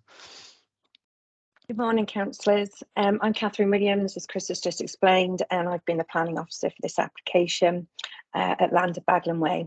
The application is for the erection of an industrial unit, Class B2, with a gross internal area of 25,545 square metres, with associated works including sustainable drainage, car parking, cycle storage and landscaping. Next slide. So the site is 11.94 hectares of post-industrial land located to the south of the M4. It is flat and broadly follows a diamond shape, which is accessed from Baglan Way. The site was historically used as a landfill, but now supports a mosaic of various habitats, including shrub communities, neutral grassland, fenned reed bed and ponds, and it is a site of designated site of importance for nature conservation. The site's bound by Baglan Way, Moor Road and the Warburton's factory, and a security fence separates the site from the Warburton's factory. The surrounding area comprises of a combination of industrial and residential development adjoining Bagland Industrial Park. Allotments are located to the northwest and Lisa Sarin Residential Care Home and Port Talbot Resource Centre to the southwest. Landscape bands are located within the site in linear form from east, north and west, and there are several trees on the site and along the boundary. None of these are protected under a tree preservation order. An access gate is located in the southeastern corner with no vehicular access into the site, and overgrown shrubs enclose the site, preventing direct pedestrian access. Next slide, please.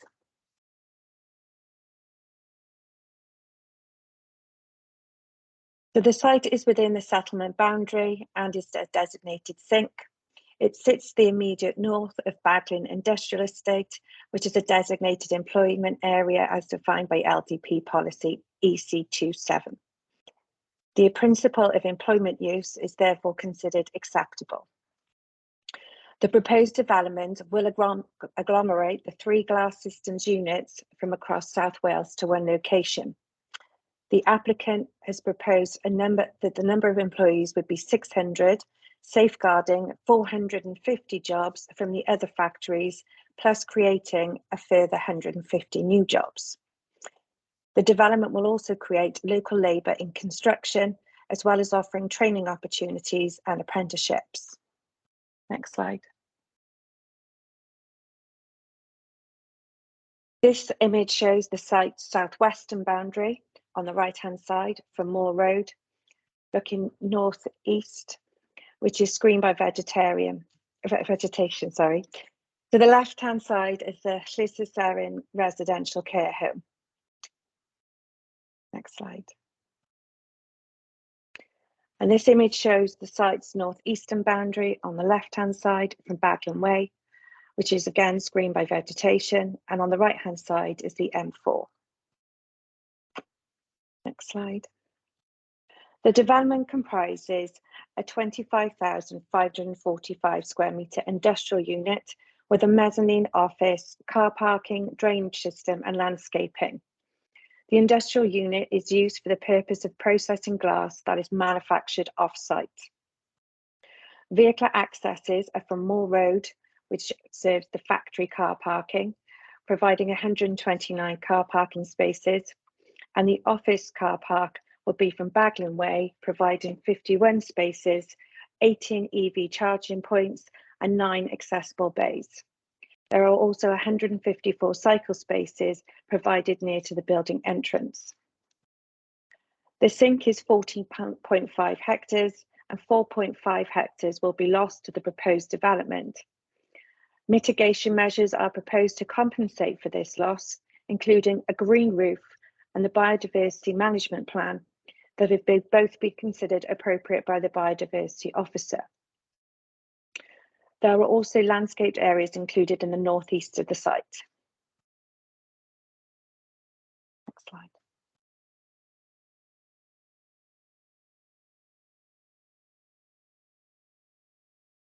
There are no records of rare species of bat within the site, and compensation tree planting will mitigate the loss of the trees.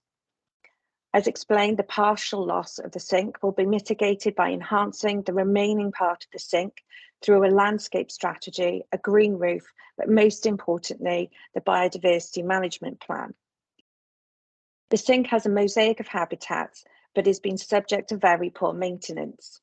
The biodiversity officer has advised that the habitat quality would deteriorate over time if maintenance does not take place, and the BMP has been prepared to address this need for a period of at least 50 years and is also supported by a comprehensive landscape strategy. A 720 square metre green roof is included above the offices and has new habitat features, including bare ground, wildflowers and Tuscany grassland of value to birds and invertebrates. The biodiversity and ecology officers have confirmed that the overall proposal is acceptable and is sufficient for mitigation and is in line with policy EN6. Next slide, please. The noise impact assessment explains that the prevailing ambient sound environment in the area is dominated by road traffic noise from vehicles using the M4. The assessment highlights that as a result of the furnace heat rejection louvres, a heating ventilation window blind for the industrial boiler on the southern facade of the plant area, there could be a risk of an adverse impact to the south side of the main manufacturing building. An attenuation scheme will therefore be delivered to reduce the sound rate level by 17 decibels. Next slide. The applicant has also submitted details of the HGV and LGV movements, including when they will be permitted to access, manoeuvre on and leave the site. The Environmental Health Officer is satisfied with the level of detail provided and that proposed operational hours are during times that will not impact upon residential amenity. The noise impact assessment was completed assuming the roller shutters would be closed. They will only briefly be opened for access and egress to the building. Even with the doors open, this source of noise will be relatively insignificant in comparison to the heat rejection plant. All other activities within the development are not predicted to give rise to significant noise impacts. Next slide, thank you. So the Environmental Health Officer has raised no objections subject to 4 conditions being attached. And these conditions are a request for the submission of further details of the scheme and the equipment used for the sound attenuation prior to the commencement of any superstructure, which is above ground, and the development will not operate above the required noise levels. Secondly, that a noise management plan will be submitted and approved to the council before the factory can be used. The plan shall detail how the noise emissions from all activities on site will be controlled and mitigated, considering all potential noise sources on site. And that approved plan will have to be strictly adhered to during the operation of the development. A condition requesting the sound rating level from the development shall not exceed the background sound level during the day or night will also be required. And this will be assessed in accordance with the method for rating and assessing industrial and commercial sound from the British standards. Finally, a written noise assessment will be required in the event of any justified noise complaints. The site is well connected to existing walking and cycling routes. Bus stops are located within walking distance, and these provide a good frequency of services to residential areas suitable for commuting journeys. There are 2 pedestrian and vehicular access points proposed as part of the development. The Moor Road entrance will serve the factory element of the building and will provide access to 129 car parking spaces for staff, deliveries and dispatch. The Baglan Way entrance will serve the building's office area, as well as visitors to the site, providing 51 car parking spaces, 18 EV charging points and 9 accessible bays. Both access points will include a security barrier and kiosk to ensure the site is safe and secured.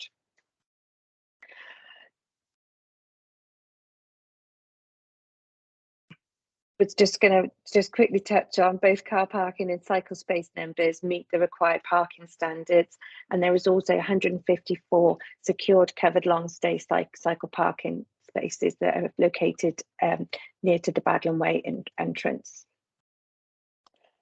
So the transport assessment demonstrates that the development would not have a material impact on the capacity at any junction, and no mitigation is required to accommodate the proposals. This information was considered acceptable by the Highways Officer and the Policy and Sustainable Transport Officer.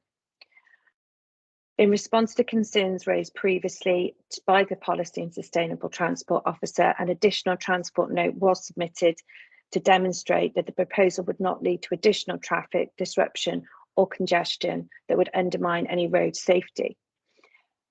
A new pedestrian and cycle crossing will also be created on Moor Road and Baglan Way, contributing to road safety and local connectivity.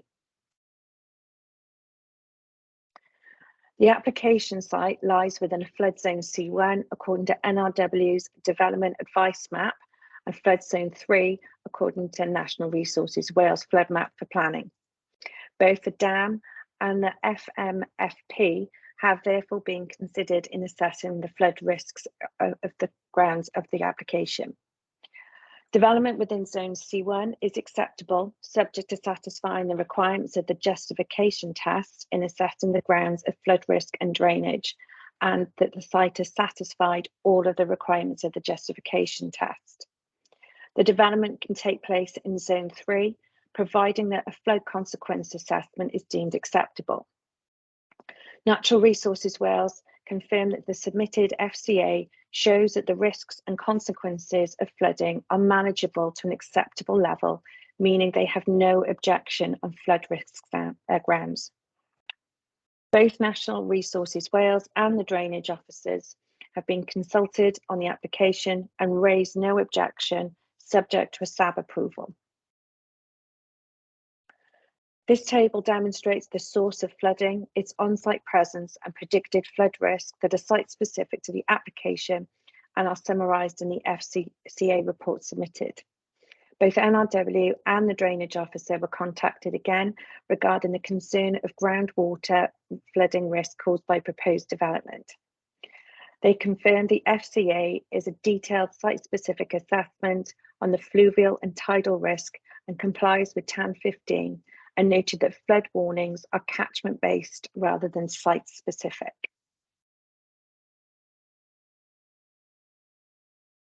There is no condition restricting delivery hours, as the factory will have a 24-hour operation policy. However, as shown on the slide here, the delivery process is that the furthest away from housing near the Warburton's factory, where deliveries are received, and where the majority of vehicles will operate on this side of the site closest to the landscaping. So to conclude, it's recommended to committee to agree a resolution to grant planning permission subject to conditions. Thank you for your time. Thank you, Catherine. We have one registered speaker for this item. We'll have 5 minutes to address the committee. So Mr. Harris, there you go. Mr. Harris, they'll let you know when you have 1 minute remaining. Hey, Chloe. Hi, Mr. Harris, can you confirm when you're ready to speak, and then I'll start the timer. Yeah, happy now, thank you. Okay, so the timer's starting now. Good morning, councillors. My name is Stefan Harris of LRM Planning. I'm acting on behalf of Glass Systems, the applicants.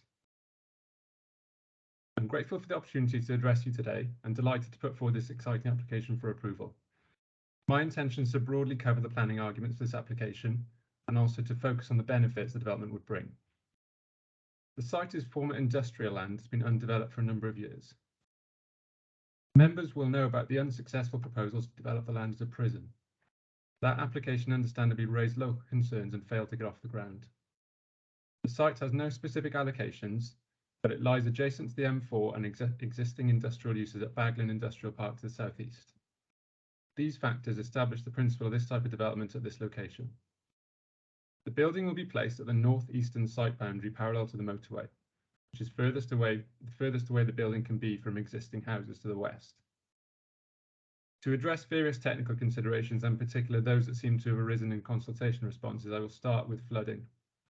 Flood maps show that the site is in flood zone C1, which signifies areas served by significant infrastructure, including flood defences. A flood consequences assessment is required for sites in zone C1, and indeed we have included this within our supporting documents. The FCA conclusively found the site is not at significant risk from any source of flooding, and does not give rise to any unacceptable levels of risk in line with national policy. Natural Resources Wales and the Drainage Officer are both happy with these findings. It should also be mentioned that the proposed development is subject to a separate SAB application which has been submitted covering sustainable drainage. The key principle of this is keeping as much surface water as possible above ground prior to discharge into drains, which will address any existing concerns regarding localised flooding. In ecological terms, the site is subject to a local designation as a site for importance for nature conservation, or SINC. Survey of the site discovered instances of invertebrates on site, but no evidence of any other protected species. To mitigate against impact on the SINC, the proposed development will bring 6 hectares, which is nearly 15 acres, of land into regular long-term management, as opposed to it being neglected and potentially abused by motor vehicle users as it currently is. A 720 square metres green roof is proposed to the office portion of the building, which is a substantial size and will incorporate new habitat features. The sustainable drainage features I've just mentioned will also help provide on-site habitat. Car parking is provided in line with local standards, which includes 18 electric vehicle charging bays in excess of policy and 9 wheelchair accessible bays.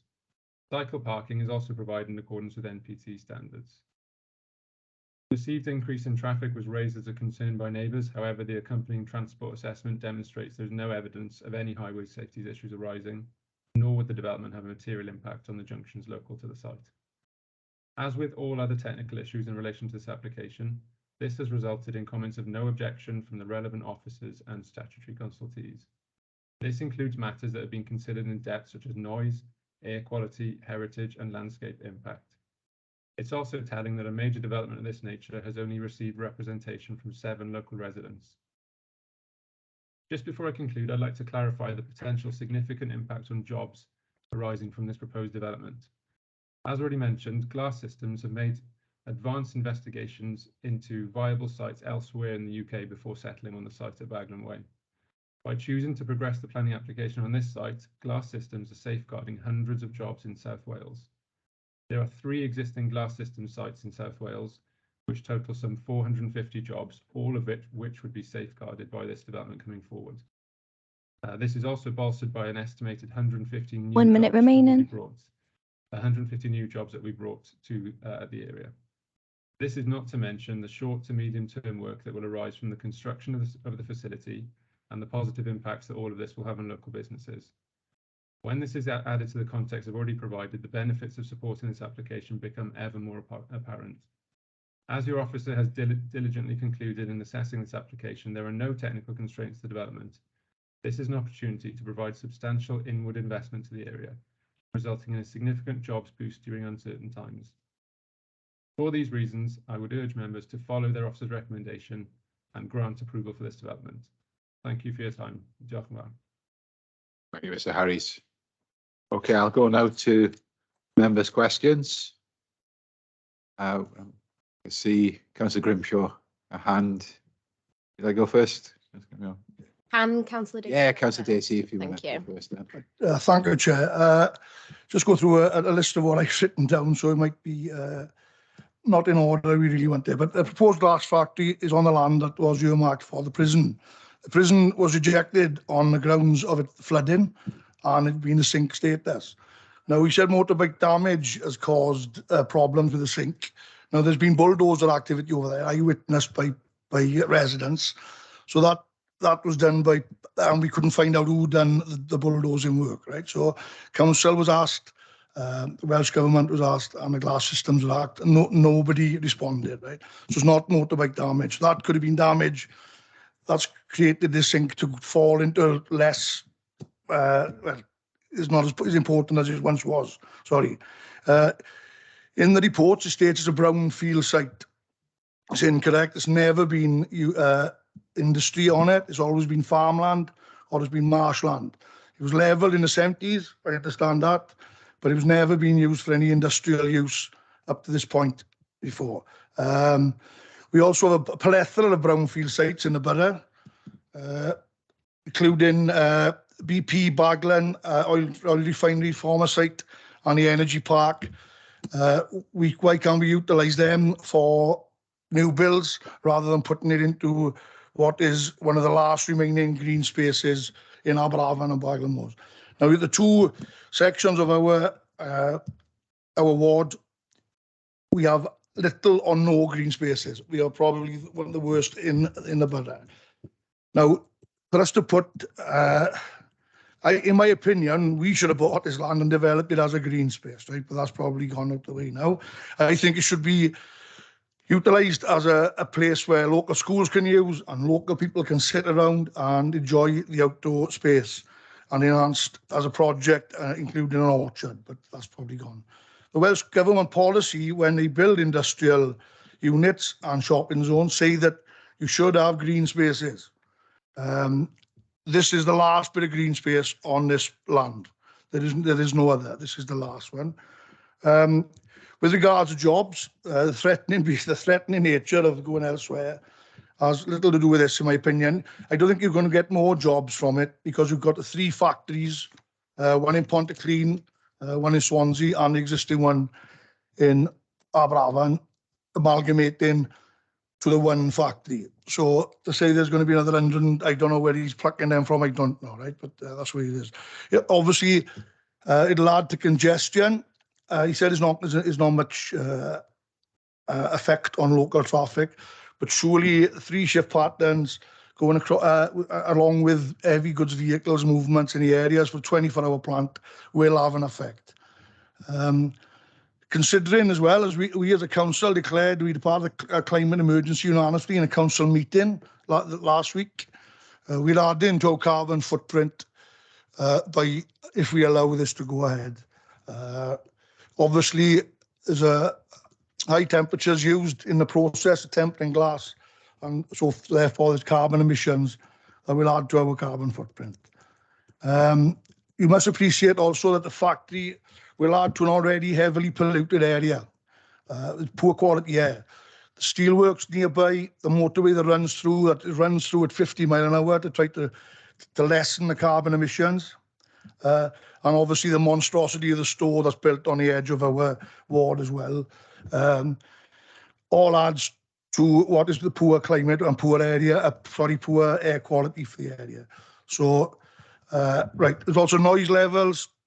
We're looking at that. There's going to be major impact. It's a 24-hour plant. They say that in some of the paperwork we've had is that they're going to keep the doors closed. They're going to have deliveries in certain times. I come from a background of production for the steelworks and in Ford's Motor Company, and I can tell you now, if they need things to keep the plant working, no matter what time of day it'll come in. I can guarantee you that. It'd be difficult to keep that under control. The biggest thing as well, then, for me is the flooding. Right, so who is liable if there is flooding from this building? The pumping station and the drainage go awry. The pumping station in Baglebrook failed on numerous occasions and will be difficult to take water away from it. Right? The soak away that they built into their plans, that also needs silt clearance and general maintenance. How can we ensure that that's carried out and that's kept to a standard? The pump, right. In 18th of February, Storm Eunice hit South Wales, and NRW issued a flood warning for Baglamores only, not Sandfields, not Aberafan, or anywhere else. Baglamores was under the threat of Eunice. So, with climate change, we're going to have more and more of these unusual storms. So, have we got the defences there to protect us from it? Also, another thing then, right, what exactly will Aberafan and Baglamores get out of the development? Apart from more traffic, more noise, more pollution, and potential flooding. So words for the climate emergency means nothing if we don't back them up with actions. So I propose that we reject the application in its current form. Thank you. Sorry about the intermittent pauses. Okay, would Catherine, would you or Chris like to address any of the points mentioned there? Yeah, I think I've tried to cover them all, but I'll try and cover them all off. And if I need to go for any specifics, I'll go to Catherine, or potentially I might bring Justin back in terms of the drainage or biodiversity. Try and take them in the order I wrote them down. In terms of flooding, obviously, as you can see, they've submitted a flood impact consequence assessment, and that's been addressed. So there's, NRW have looked at that. That takes into account climate change, and they offer no objection. I'll stick to water at the moment. Obviously, so we've had no objection in terms of the FCA, and that's taken account of climate change. You probably, I'm not sure if you were in the debate for the last item, but obviously Justin set out what the SARBS process is in terms of land drainage. This will deal with all of the surface water drainage on the site and will be a significant betterment to the drainage that currently exists. This includes things like water attenuation on site. Justin can obviously come back in on that at the end of this response if you need any further detail on that. In terms of the prison, we never actually had a planning application, so that application wasn't turned down due to flooding or the sink. It was one of the sites, I think, that was looked at as an option by the Ministry of Justice, but they decided to go elsewhere or reconsider that position. So it wasn't that the application was refused because of any flooding or sink issue on the site. It was just a determination by the Ministry of Justice to put a hold to that proposal. The brownfield land issue, obviously the site has been previously prepared for development. It's never been developed. There's been no buildings built on it, but it was prepared for development as part of the wider industrial estate, which conversely is why it's so good at the moment for biodiversity. It's because of the importation of hardcore to prepare that site for development. A greenfield site, as in a farmer's field, is probably less biodiverse than anywhere else. You may as well put tarmac down. So the fact that this has been prepared for development then left has encouraged this mosaic of habitat, which means why biodiversity have got such an interest, and why the long-term management of this site is so important going forward. The issue in terms of access and public access for the community, obviously this is a private site. So anyone going on this site is currently trespassing. It is currently owned by Welsh Government. It is not, it's not public access land. We have no control over that. Welsh Government have a duty to manage their sites, but obviously this proposal does put in an extensive long-term management and maintenance plan for that site, and that, if the wording of that condition is that gets reviewed on a 5-yearly basis. And as you note from the report, as part of that review, potential community involvement or public access as part of that can be discussed on those review positions. So I know that it's something that the landowners may look at going forward, but obviously because of its biodiversity sensitivity, there may be times when public access may not be appropriate for that. But in terms of its green space, it is not a green space that is currently accessible to the public. Turning to jobs, obviously, as we've set out in the report, the applicant is stressing that this will amalgamate 3 sites within this area. So we will maintain employment, which has a socioeconomic benefit to this area for spin-off spend. It will also create 150 new jobs, but it also is an employer for this area going forward, with a purpose-built factory that will put them in good standing for the future. So as people retire, there's new job opportunities within that area in a manufacturing business for future employers. And I think that even if we were to take a more negative view on that, and that it was just reciting existing jobs, there's always jobs turnover, and the spin-off socioeconomic benefits from this are considered to be quite significant. As you see from Catherine's report, Highways have offered no objection. They've considered the traffic assessments that have been submitted. We've got appropriate conditions on there in relation to highways, and in terms of active travel, we've got conditions on there regarding cycle priority junctions that have to be designed to be put in to link in with the active travel improvements being made in the wider area. Noise again has been assessed, and you see there's a real belt and braces approach to the noise with a maximum level, but also a fallback position in terms of if there are any justified noise complaints, which we've seen on other sites works quite well. I think the final point you raised was air quality. As you see from the report, the applicant has submitted sufficient information in order to assess the potential impacts from air quality from traffic and from the operation of the site itself, and offers no objection. I think that covers everything. I don't know if Justin just wanted to come in very briefly in case you just wanted a quick overview on the drainage aspect. He's got his hand up. Justin. Thank you, Chair, and thanks, Chris, for that. There are 2 things really I want to have a quick chat about. We'll talk about the highway side of things first, and then the SAR, because both of which come under my section. We looked at the congestion, I think that was mentioned by Councillor Dacey, and it was something that was raised as one of the representations of this application.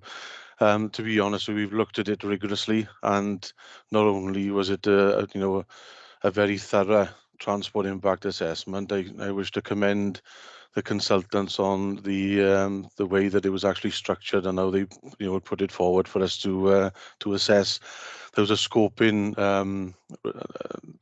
study that was required prior to the transport assessment, which covered all of the local junctions and roundabouts near to that area, and found in terms of the saturation levels, even at 2033, they were still below the standards, and the delay time, because obviously there will be a delay because it's in addition to what's currently there at the moment, so it's going to be a new development.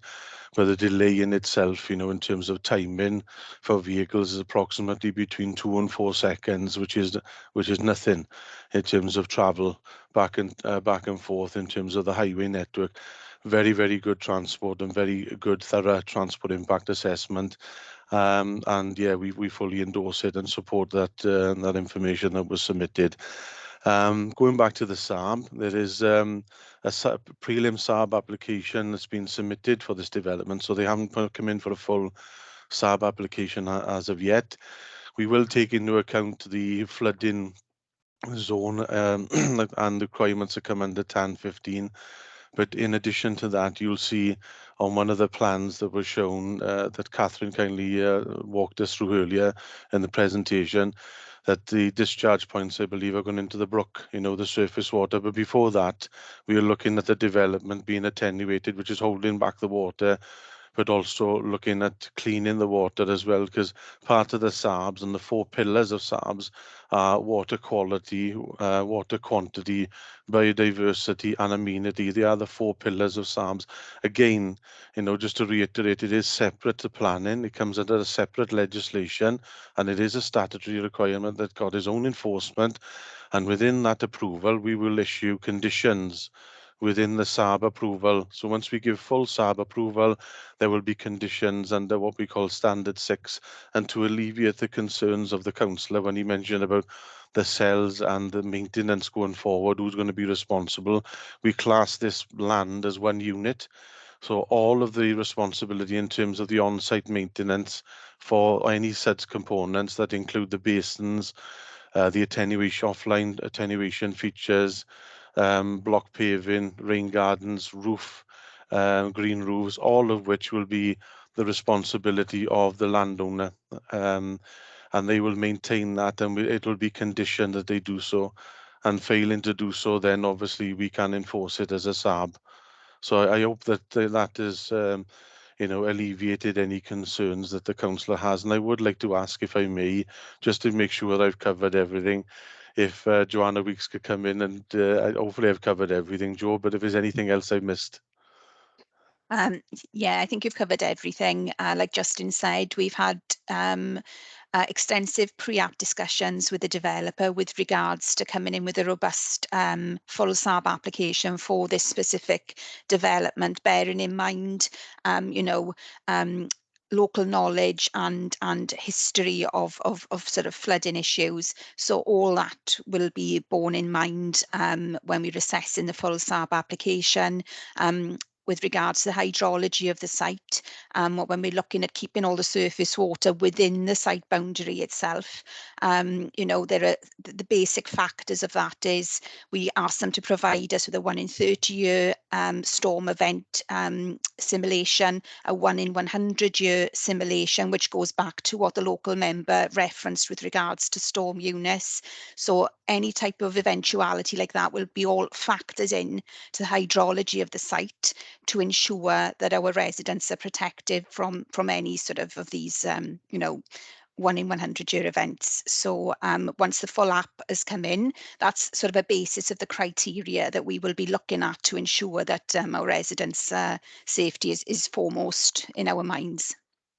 Thank you. Thank you, Joe. Thank you, Chair. I just did, Joe. Catherine, you'd like to speak on this? Yeah, I just wanted to add just about the points in relation to sort of air quality and noise concerns, that the heating will be done via electric, and it will be recycled heat as well to reduce the noise and emissions as well. So obviously it was just raised about emissions and the climate emergency declared last week. Air quality report was submitted and it has been looked at, and there's been no concerns raised.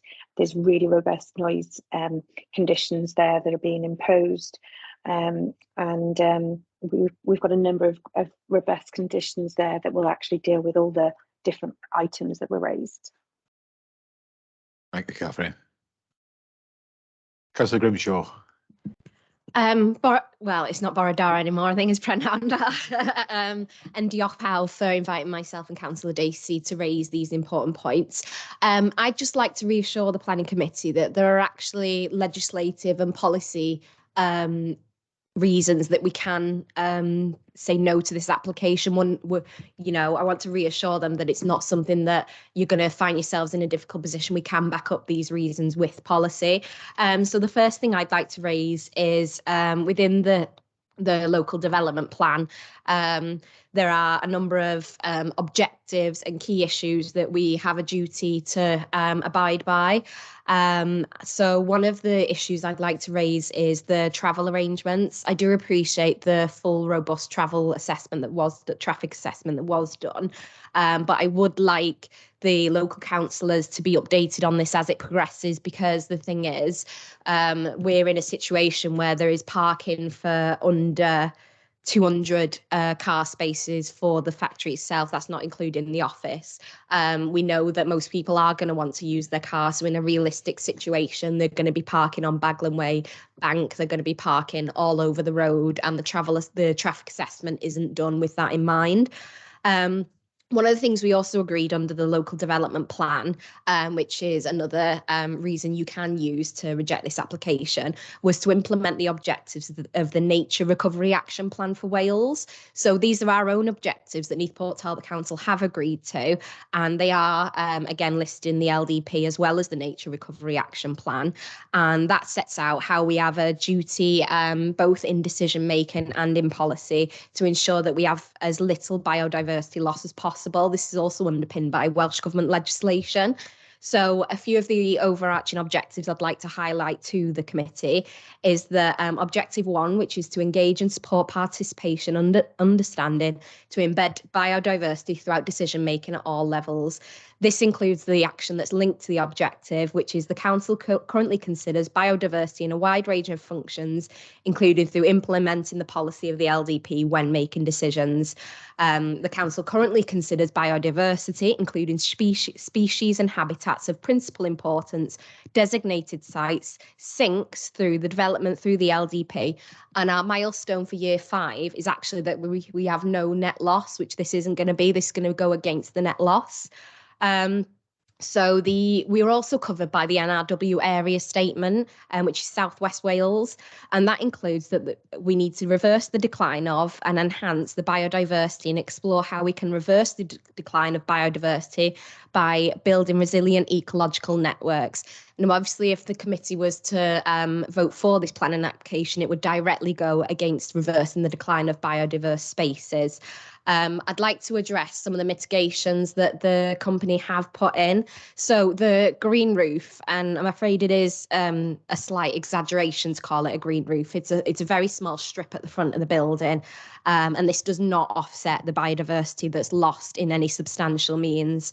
And it's also not acceptable to many invertebrates and things like that. So I think to kind of list that as a mitigation is a bit not quite false, but it's a bit disingenuous, as it is quite a small space. Additionally, something really important that we do need to consider is within our LDAP, we have the Environment Strategy for Wales, which is embedded in our policy, which says that people should have opportunities to access green space and biodiversity where environmental nuisances are minimised and where flood risk is understood and managed. Now, I know there's a lot of contextual evidence with this flood risk. One of the biggest issues for this application is the flood assessments that took place are based on kind of out-of-date data. It doesn't include the flooding that residents on Baglan Moors are currently experiencing. We've had a lot of contextual evidence for that, and unfortunately we do know when trying to engage residents in these processes, it's incredibly difficult to get them to engage and send off the information, especially with the catchment of that area. So there's a lot of contextual evidence that isn't considered within the flood assessments. So another thing I would like to highlight to the planning committee that allows them to reject this planning application is that under policy EN6, important biodiversity and geodiversity sites, it actually allows us to reject sites where the development could not reasonably be located anywhere else. So what that means is if there is a location where this could alternatively be located, we are able to reject the application. My colleague, Councillor Dacey, has mentioned several sites that this could reasonably be located in. So the drainage survey confirms also that the water flow will go in a southwestern direction of the site, and this actually faces Windsor Village, Pentre Afan and Chapel Close. So without a proper, and I understand this is part of the SABS legislation as an officer kindly went through with me yesterday. I would like, again, for strong significant consideration to be given to raising these levels so that the drainage does not go towards the residents. The noise assessment. So I do hope members have taken time to read the noise assessment itself. It is quite lengthy, but It is quite shocking as well. I think we need to take a few minutes to go through the noise assessment so we can actually understand the impact it's going to have. So the noise is going to be heard from the south, again, which is where the residents are, and it is listed under the noise assessment's own kind of scale as being a major impact on noise levels. On this basis, the assessment has identified a risk of adverse noise impact, which is arising as a result of the furnace heat levers. I'm not sure that's how you pronounce that, so apologies if it's unclear what I mean. But this is, again, anticipated to be on the south-facing side. So the mitigations which were put in place as part of the conditions that the planning application is proposing is to reduce it by 17 decibels. Now, that still does not bring us under the category of major impact. We'll still be within the major impacts, even with that consideration put in place.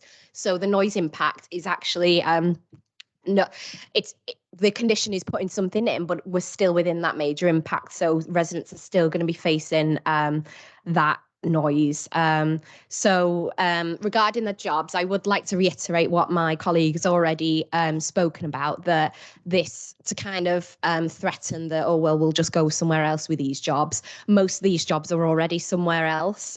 We had a meeting with Glass Systems Limited where they told us that all the jobs would already be from the 3 factories. So I'm unsure where the additional new jobs have come from. So that's a bit of discrepancy there. There is also going to be, like I said, additional irresponsible, antisocial and illegal parking along Baglan Way as a result of the lack of parking. So I would like the planning committee to consider these additional conditions if they do decide to put forward this application. But like I said, I have listed many policy reasons and legislative reasons why we can reject this planning application. So the conditions that I would like the committee to consider, and I'll try and speak a bit slower while I read these out, is that no further development is allowed on the site in order to sustain as much green space and sink area as possible. The second one, and this is something that both myself and Councillor Dacey have discussed with Glass Systems Limited, is to include a provision for communities and schools to be able to explore the site and benefit from the biodiversity and habitats there that would otherwise be taken away. The third one is that the glass roof is extended as much as practicably possible to further offset the net loss. And the last one, I'm a bit confused on something that's come up today in the committee. So Catherine was going through the HGV and LGV movements, and it was something that mentioned quite early on about they're going to consider the times, but then later they said that it was a 24-hour operation, which I can understand. But there was a mention early on of proposed hours, and I was wondering whether the proposed hours of HGV and LGV movement could be added as a condition to allow the local authority to take legal steps if these proposed hours aren't met. Thank you. Which officer? I can see Nicola. Yeah, do you want the officers to address that first? Some of the points raised there. Thank you, Chair. Please, I apologise for my voice. I'm not very well today, so I'm a bit croaky. I just thought it was important to explain that we've been through extensive pre-application discussions with the applicant on this scheme, as well as having negotiated improvements to this site through the planning process.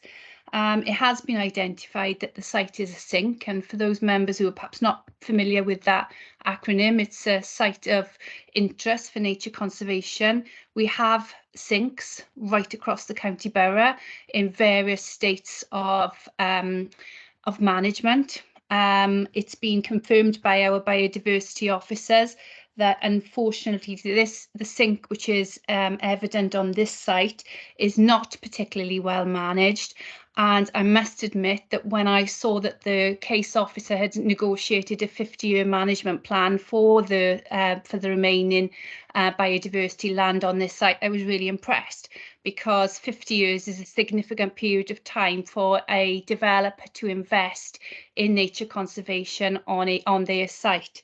I appreciate the councillor has indicated that there should be no further development on the site.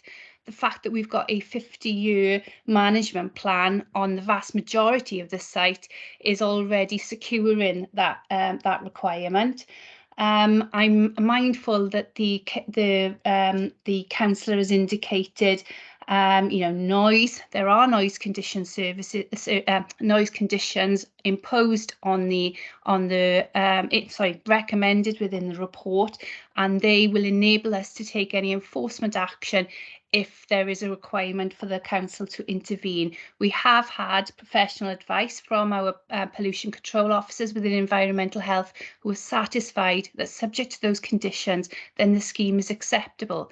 We've also had recommendations from our highway engineers. There's been a detailed transport assessment submitted with this application which demonstrates that there will be no adverse impact in terms of the highway network. Unfortunately, there isn't a condition on there relating to travel plans. That may be one we may wish to consider, and I'll ask Justin whether that is appropriate. And it would all work towards securing sustainable operation of this building by the behaviour of its staff in the future.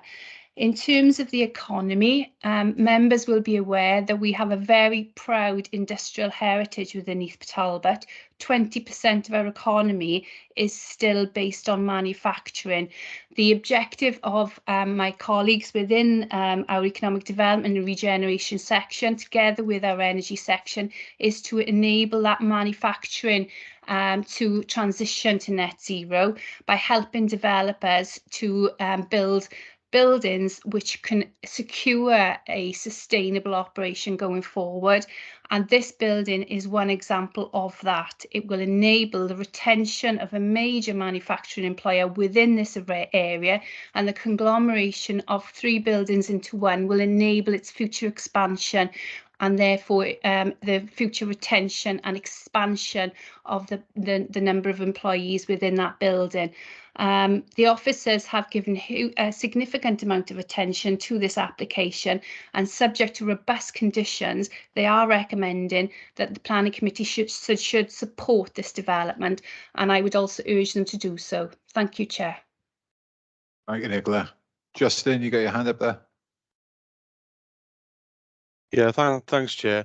And thanks for the members in terms of their queries and questions. Again, just so I can come back on the highways and the travel arrangements. Now, though there was a travel plan mentioned within the transport impact assessment, which I know my colleague Joanna Weeks had dealt with the application, so I may be asking her to come in on this conversation just after I finish speaking. But with regards to being sustainable in terms of transport, you know, there is obviously active travel routes there. There's cycle routes, combined cycle and footpath routes in and around that area. They're looking to improve upon those cycle routes. There will be cycle bays within the site. I think there's 150 odd cycle bays that it was made reference to in part of the presentation this morning, stroke this afternoon. And also with regards to the traffic movements on the AM and AM and PM peak times, you're looking at 52 vehicle movements AM in both directions on, I think, and then PM is 56. But the most traffic movements, HGVs, will be done intermittently throughout the day, even though the unit itself will be operational for 24 hours. The deliveries will be obviously slightly less than that. They would be intermittent, and you're looking at 144, I think it was predicted within the transport assessment, around about the 2 to 3 p.m. is the golden hour for them, I read from the transport impact assessment, which is outside the peak times, and therefore, you know, is more than capable of taking that on the existing highway network, because there is a mixed use within that area of land. Currently, we've got mostly residential along there. The highways themselves are in excess of 7.3 meters wide, which can take industrial usage, if you like, within that area. So it lends itself to that. But going back also then, if I can, over to the SAB. I mean, but with the SAB itself, it is a statutory requirement for the developer to improve upon the biodiversity, and biodiversity along with NRW, we consult as part of the SABs as well. So I just want to reiterate that. And there will also be, like planning, there will also be conditions attributed to the SAB approval, which they have to adhere to. And long term, they have to maintain what SEDS components that we've agreed as well. And if not, then we can use our powers of enforcement, to mitigate that. I just wanted to come in on that. And I was wondering if, Joe, would you like to come in if I missed anything out there, please? Thanks, Justin. Yeah, just to comment on the travel plan, there was one actually submitted as part of the overall application in terms of inclusion with the transport assessment. It quite cohesively has stated that it is advising all its staff, visitors, to be mindful of the methods of transport that they are proposing to use when visiting the site. As Justin has mentioned, there is, links with the site to the wider area in terms of active travel and, using cycles instead. Going back to the travel plan itself, they've also stated that it'll be revised annually and that they will, discuss with staff members, for any sort of changes to the proposed modes of transport, to and from the site. So just to mention that they have put a travel plan in place for the development. Well, thanks, Thank Joe. And if you. I'm not mistaken as well, Joe, sorry, Chair, if I can just come back in. If I'm not mistaken, there's also a bus route along there as well, which they've annotated within the transport impact assessment. So in terms of like alternative modes of transport, there is ample there really within that area. So, and that's why it gets, fully, the full support from highways from that point of view. And thank you, Chair. Thanks, Joe. Okay. Thank you, Justin. Laura, would you like to come in there? Hi, thank you, Chair. Just to fill you in on the biodiversity, it's really quite complex. We can't put a number on biodiversity. It's not that we're losing X amount of sink. What we're going to get is better for longer. On this particular site, as it's what we call open mosaic on previously developed land, which means it's not the natural soils. What's happening is that it's succeeding over time. So since I've been working here, the reeds have got a lot more extensive. What's going to happen is it's just going to get covered in gorse and reeds. And even though they've got their worth, that's not what we want this site to be. We want this site to be open mosaic, which means a lot of bare soils. And that's why it's got such a good invertebrate population on there and some really interesting and quite rare species. So if we just left this site, we would lose what the sink is for. And it's so hard to put numbers on this because even though we are losing X amount, when we actually look at what's going to be there in the future, it's going to be better.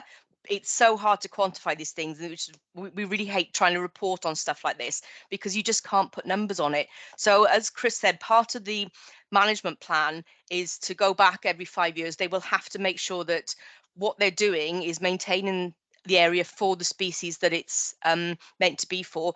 The species may disappear, but as long as they maintain it in a way that those species could still be there, then that's a good thing. And it sounds counterintuitive, but the damage that's been done by vehicles is actually quite good for this sort of site because it's maintaining those bare soils, which are really good for invertebrates and reptiles. And so, yeah, that sounds a bit mad. But if we don't do anything to this site will, in 50 years' time, it won't be what it is now, and it will not have that interest.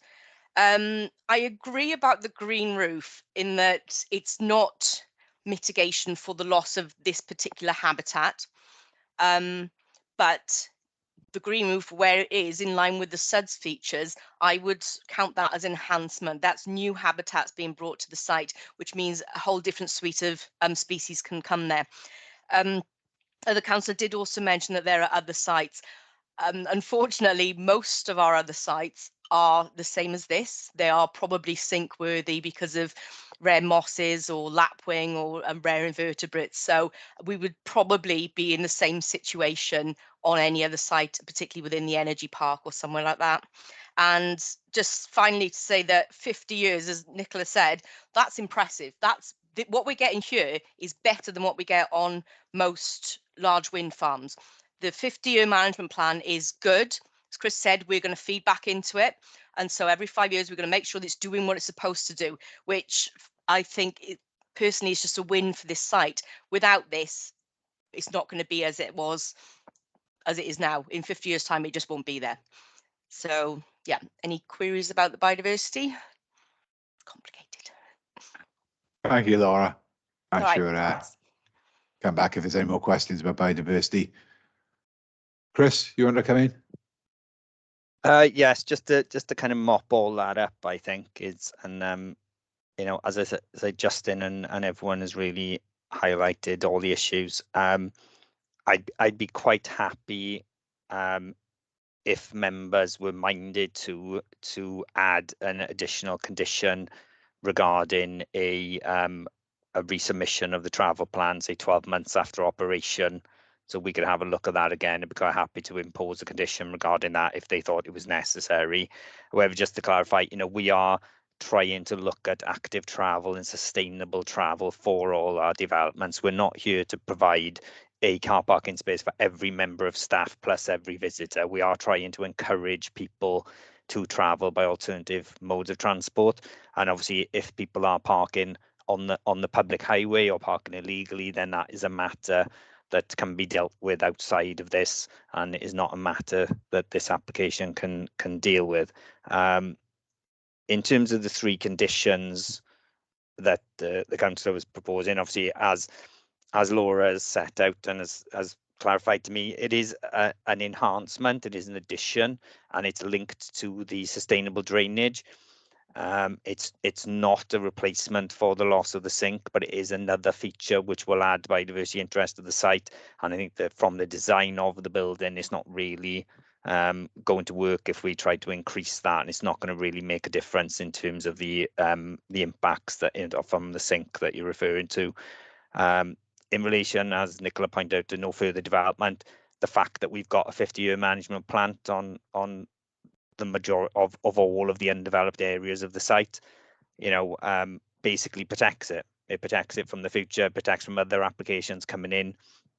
You know, the longer that management plan is in place, the more justification we've got in the future to potentially refuse any pressures of development in that area. And in relation to public access, as we set out, it is private land. It is still going to be private land. We can't force people to allow public access. But we understand that there have been various discussions with people about the potential for that in the future. Now, in terms of how interpretation of that site moves forward, potential community use or access or schools, learning opportunities, that's something that can be explored through that 5-year management plan. But it's very difficult to specify that in a condition and demand that people go through certain aspects of it. But it will be something, there will be times when the last thing biodiversity would want is public access in that site because there's sensitive matters going on at that time. There may be other times when limited access can be provided. So I'm sure that community involvement of that site and for them to engage with what benefits that site is having, because as Laura tried to explain, it might not look from the outside that what's there is biodiverse. As you say, someone driving over it in a HGV or digger may people think is destroying it, but actually it's creating habitat that certain species want that we haven't got anywhere else. So I think it's kind of the potential for interpretation and communication with the community about what we're trying to achieve, I think, can be part of that management plan moving forward. I think that's kind of covered off everything that the councillor raised. Thank you, Chris. A couple of indications from councillors. Councillor Grimshaw. Yeah, I just want to go back over a few points, and I do really like the condition that Chris suggested about having another traffic survey once the plant is in operation. I just want to go back over the noise assessment because I feel like the mitigate, you know, we're saying we're addressing things like the mitigations, but I just want to kind of highlight that it's really not touching the sides. So one of the areas that was raised to be audible from the residents was, like I said, the furnace heat rejection plant LUV or whatever it's called. This will be facing an 82 rate of decibels. So to put that into context, only 10 is classed as a major impact. We're at 80. So if you take away 17 from 80, it's just not touching the sides in terms of what the impact is going to be on residents. I think I can't overstate how big of a point that is. It's just really not going to touch the sides. And I'm kind of confused why an assessment has been made that that's acceptable. So that was one point I wanted to come back on. The still excessive despite the mitigations put in place. In regards to the travel, with all the best will in the world, we're not going to be able to get. So say, for example, if every single bike space is used in that factory, we've still not got, I'd say I'm awful at maths, but at least 2/3 are still having to go in their car. There's not enough parking spaces for that. And there is going to be a direct impact from day one of parking issues and travel issues on that. When I say that the travel assessment hasn't really addressed everything, that's what I mean by that. It's not addressed the additional adverse parking that we're going to have. And again, just a reminder that whilst we are going to get that SABS assessment, which it sounds like it is going to be comprehensive, it's going to be based off old evidence and not off the contextual evidence that residents are receiving flooding from. And I do want there to be consideration to the southwest drainage.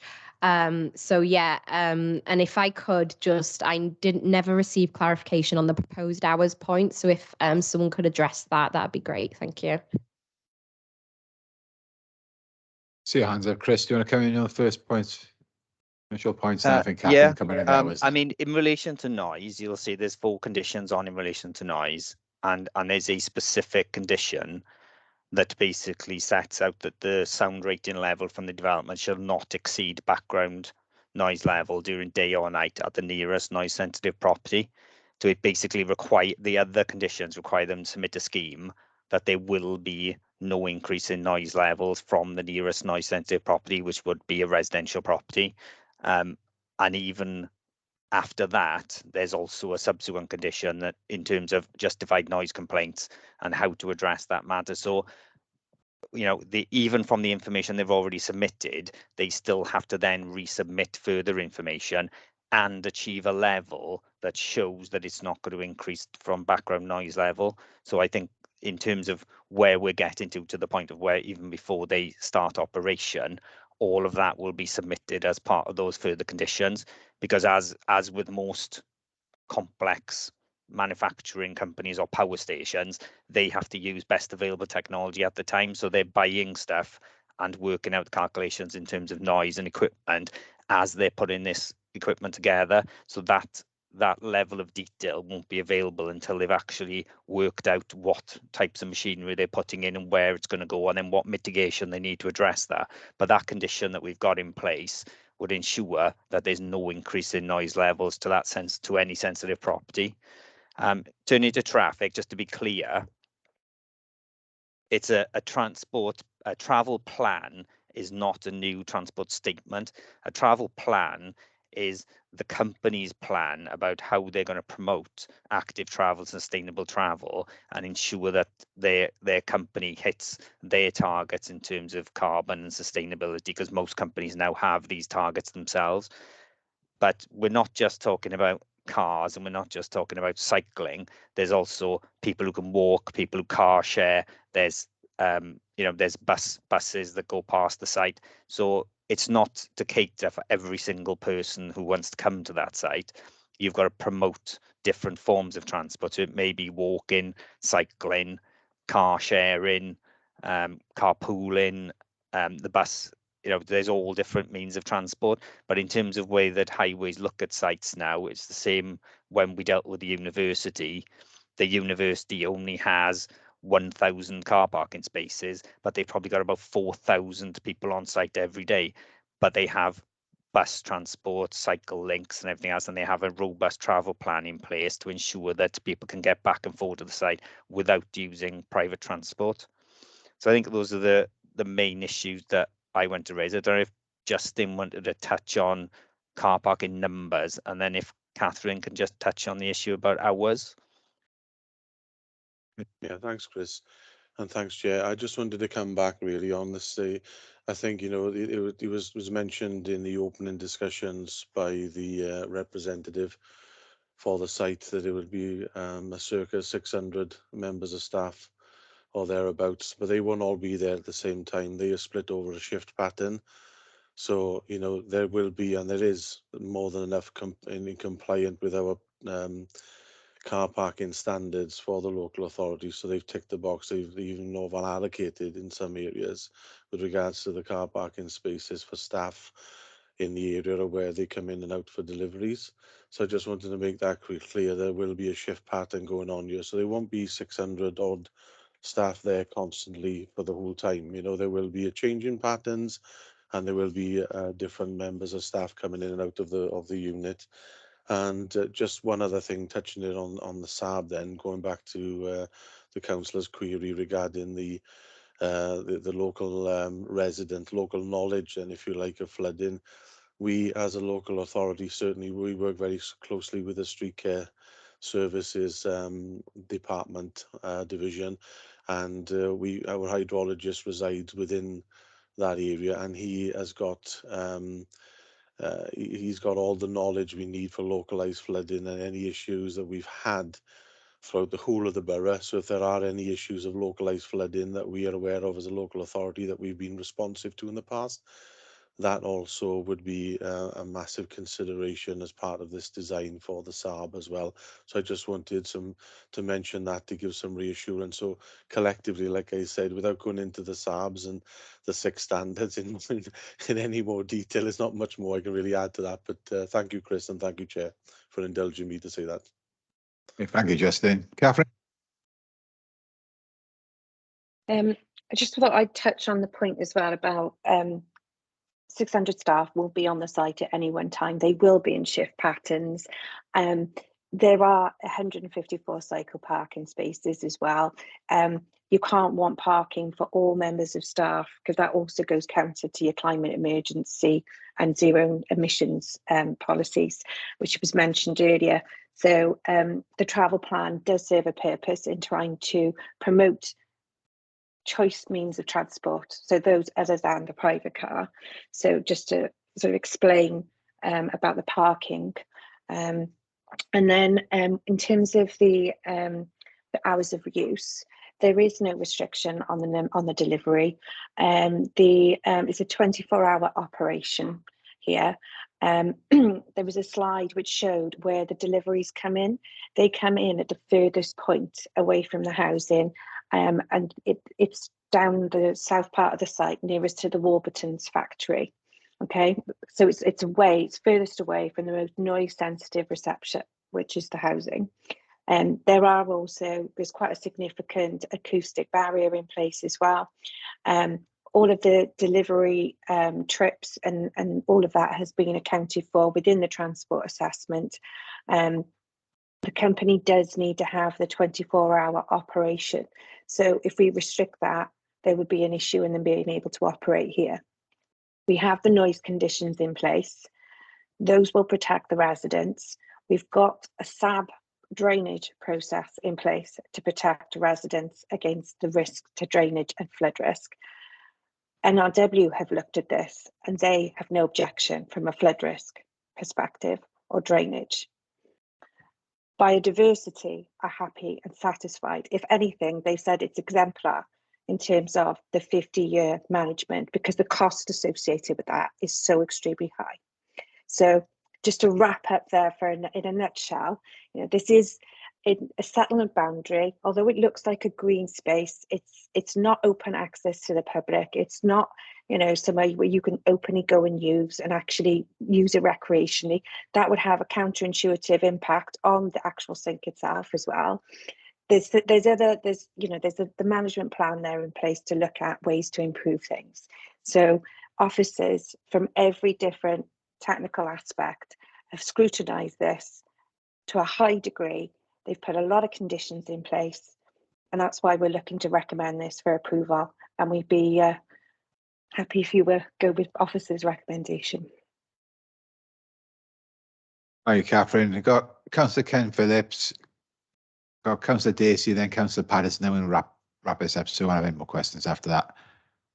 So, Councillor Ken Phillips. Thank you, Chair. Just a couple of points.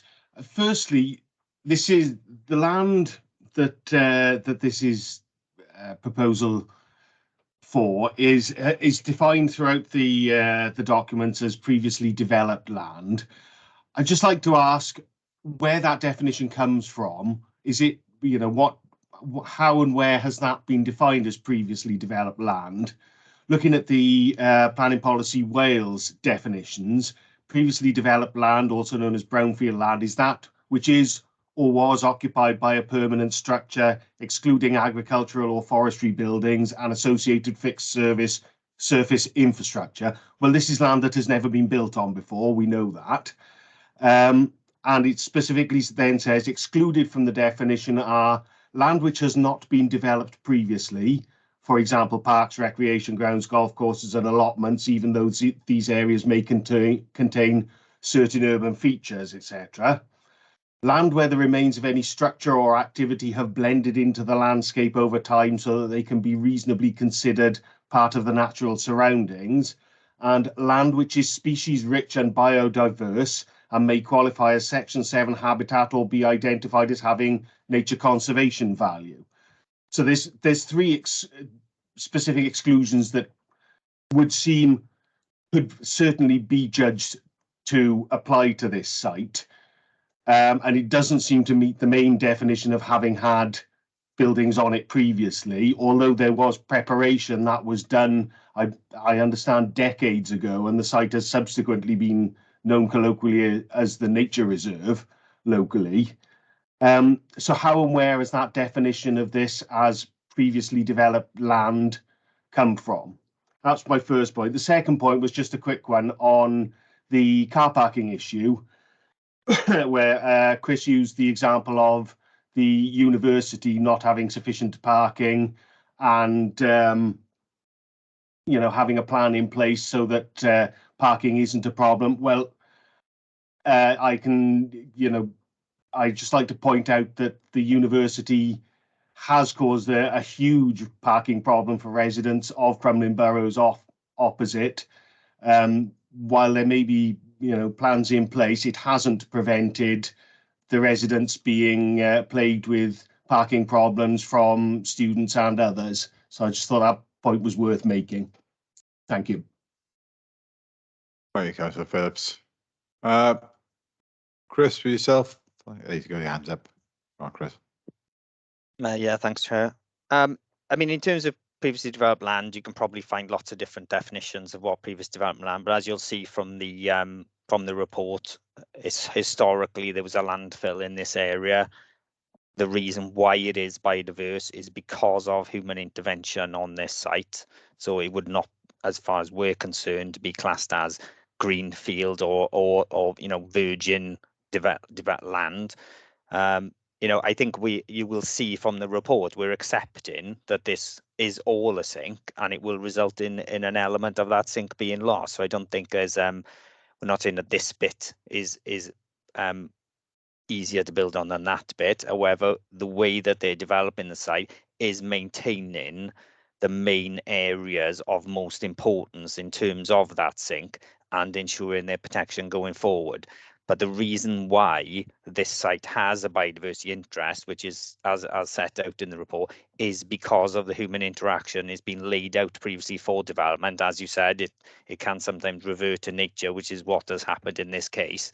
But it's in terms of a definition, I don't think that we're saying it hits any specific definition, but I think we're trying to clarify that this is not a site where no human intervention has ever happened. It was always prepared and intended for development in the future, and I suppose that has resulted in its biodiversity interest, which will now be protected going forward with that 50-year management plan. In terms of car parking, you know, as I've said, I'm quite happy if members were minded to put that travel plan condition. We have a standard condition of a travel plan that we can put on, which can be reviewed on a regular basis to see how that operates. Obviously, as you are aware, with the university, you know, they have conditions in place and requirements to address things. It's not that the university don't have enough car parking. They have the amount of car parking that their transport assessment set out that they should provide. And then there are measures in place to address any issues going forward. I mean, that's a different scale of development. You know, that introduced its own 20-minute bus service on a near 24-hour basis as soon as it opened, but this isn't going to generate that type of thing. But the travel plan will encourage, like all employers need to do, just as Neath Talbot as a council need to do, encourage its staff to travel by other means rather than private transport. So I'm quite happy if members were minded to put that condition on. But just to be clear, the travel plan is their plan for how they're going to encourage their staff to promote sustainable transport. It is not another transport assessment to look at it. Obviously, if off-site highway issues are raised on the public highway, then that is a matter for others to deal with. Thank you, Chris. Right, before I move on to the next question from Councillor Dacey, I'm just going to call a quick 5-minute comfort break. Time now is 10:02. Can we be back here by 5:02? Thank you. That's for me this time.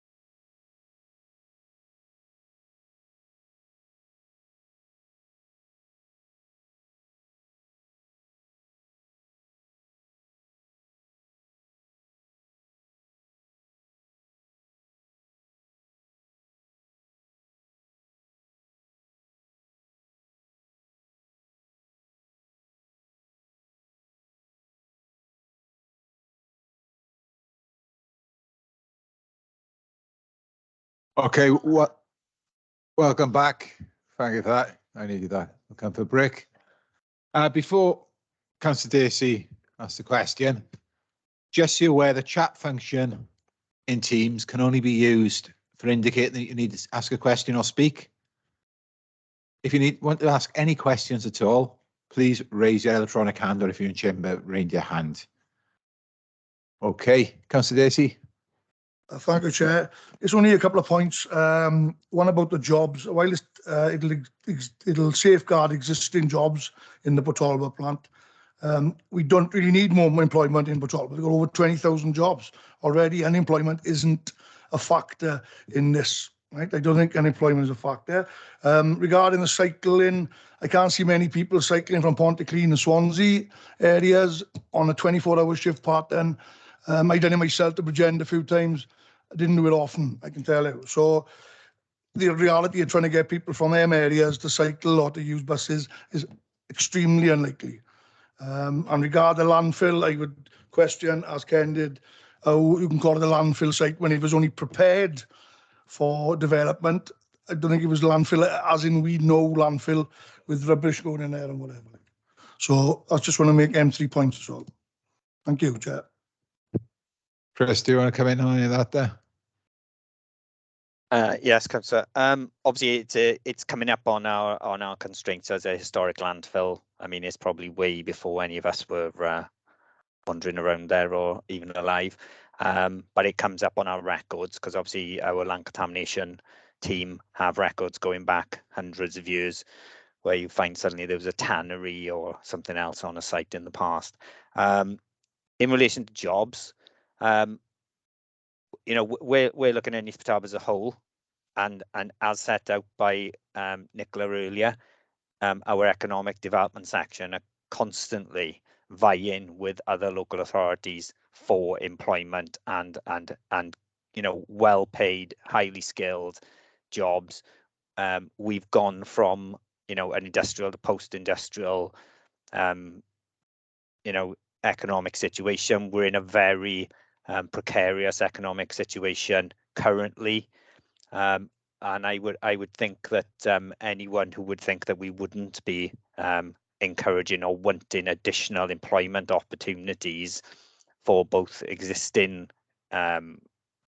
people of existing working age and people coming through school and colleges to find employment in high tech, clean industries, I think would be amazed by anyone who would think that we would not encourage economic development opportunities where we can get them. And I think that we're doing it not just for this particular ward, but we're doing it for Talbot and Neath Talbot as a whole. I think in terms of parking, I think we've covered that one off now in terms of there will always be people who drive their car to work, but they may be picking up two or three other people. If they're coming from Pontyclean, there may be two or three people that they can car share with, which means it's one car instead of three cars.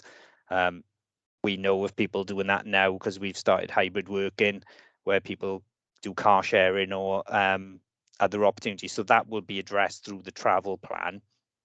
And as I said, it goes counterintuitive to provide 100% car parking on site because it contradicts all of the climate emergency and active travel aspirations of the authority as a whole.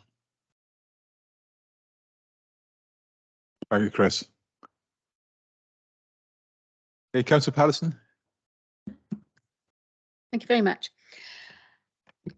We've heard some really eloquent arguments from the local members this morning, and I do have a certain amount of sympathy with the things that have been said. So I have some questions regarding conditions that perhaps legal would be able to help me with. I know that we are not able to impose conditions that we cannot actually own, make sure that they happen, so that if the land is not if the land is not ours, can we make these certain conditions? For example, the access to the green field that they do intend to supply with this. It is a nice biodiverse, but the local members want it to be accessible by residents. Is that possible to put down as a condition, please? I do have other questions.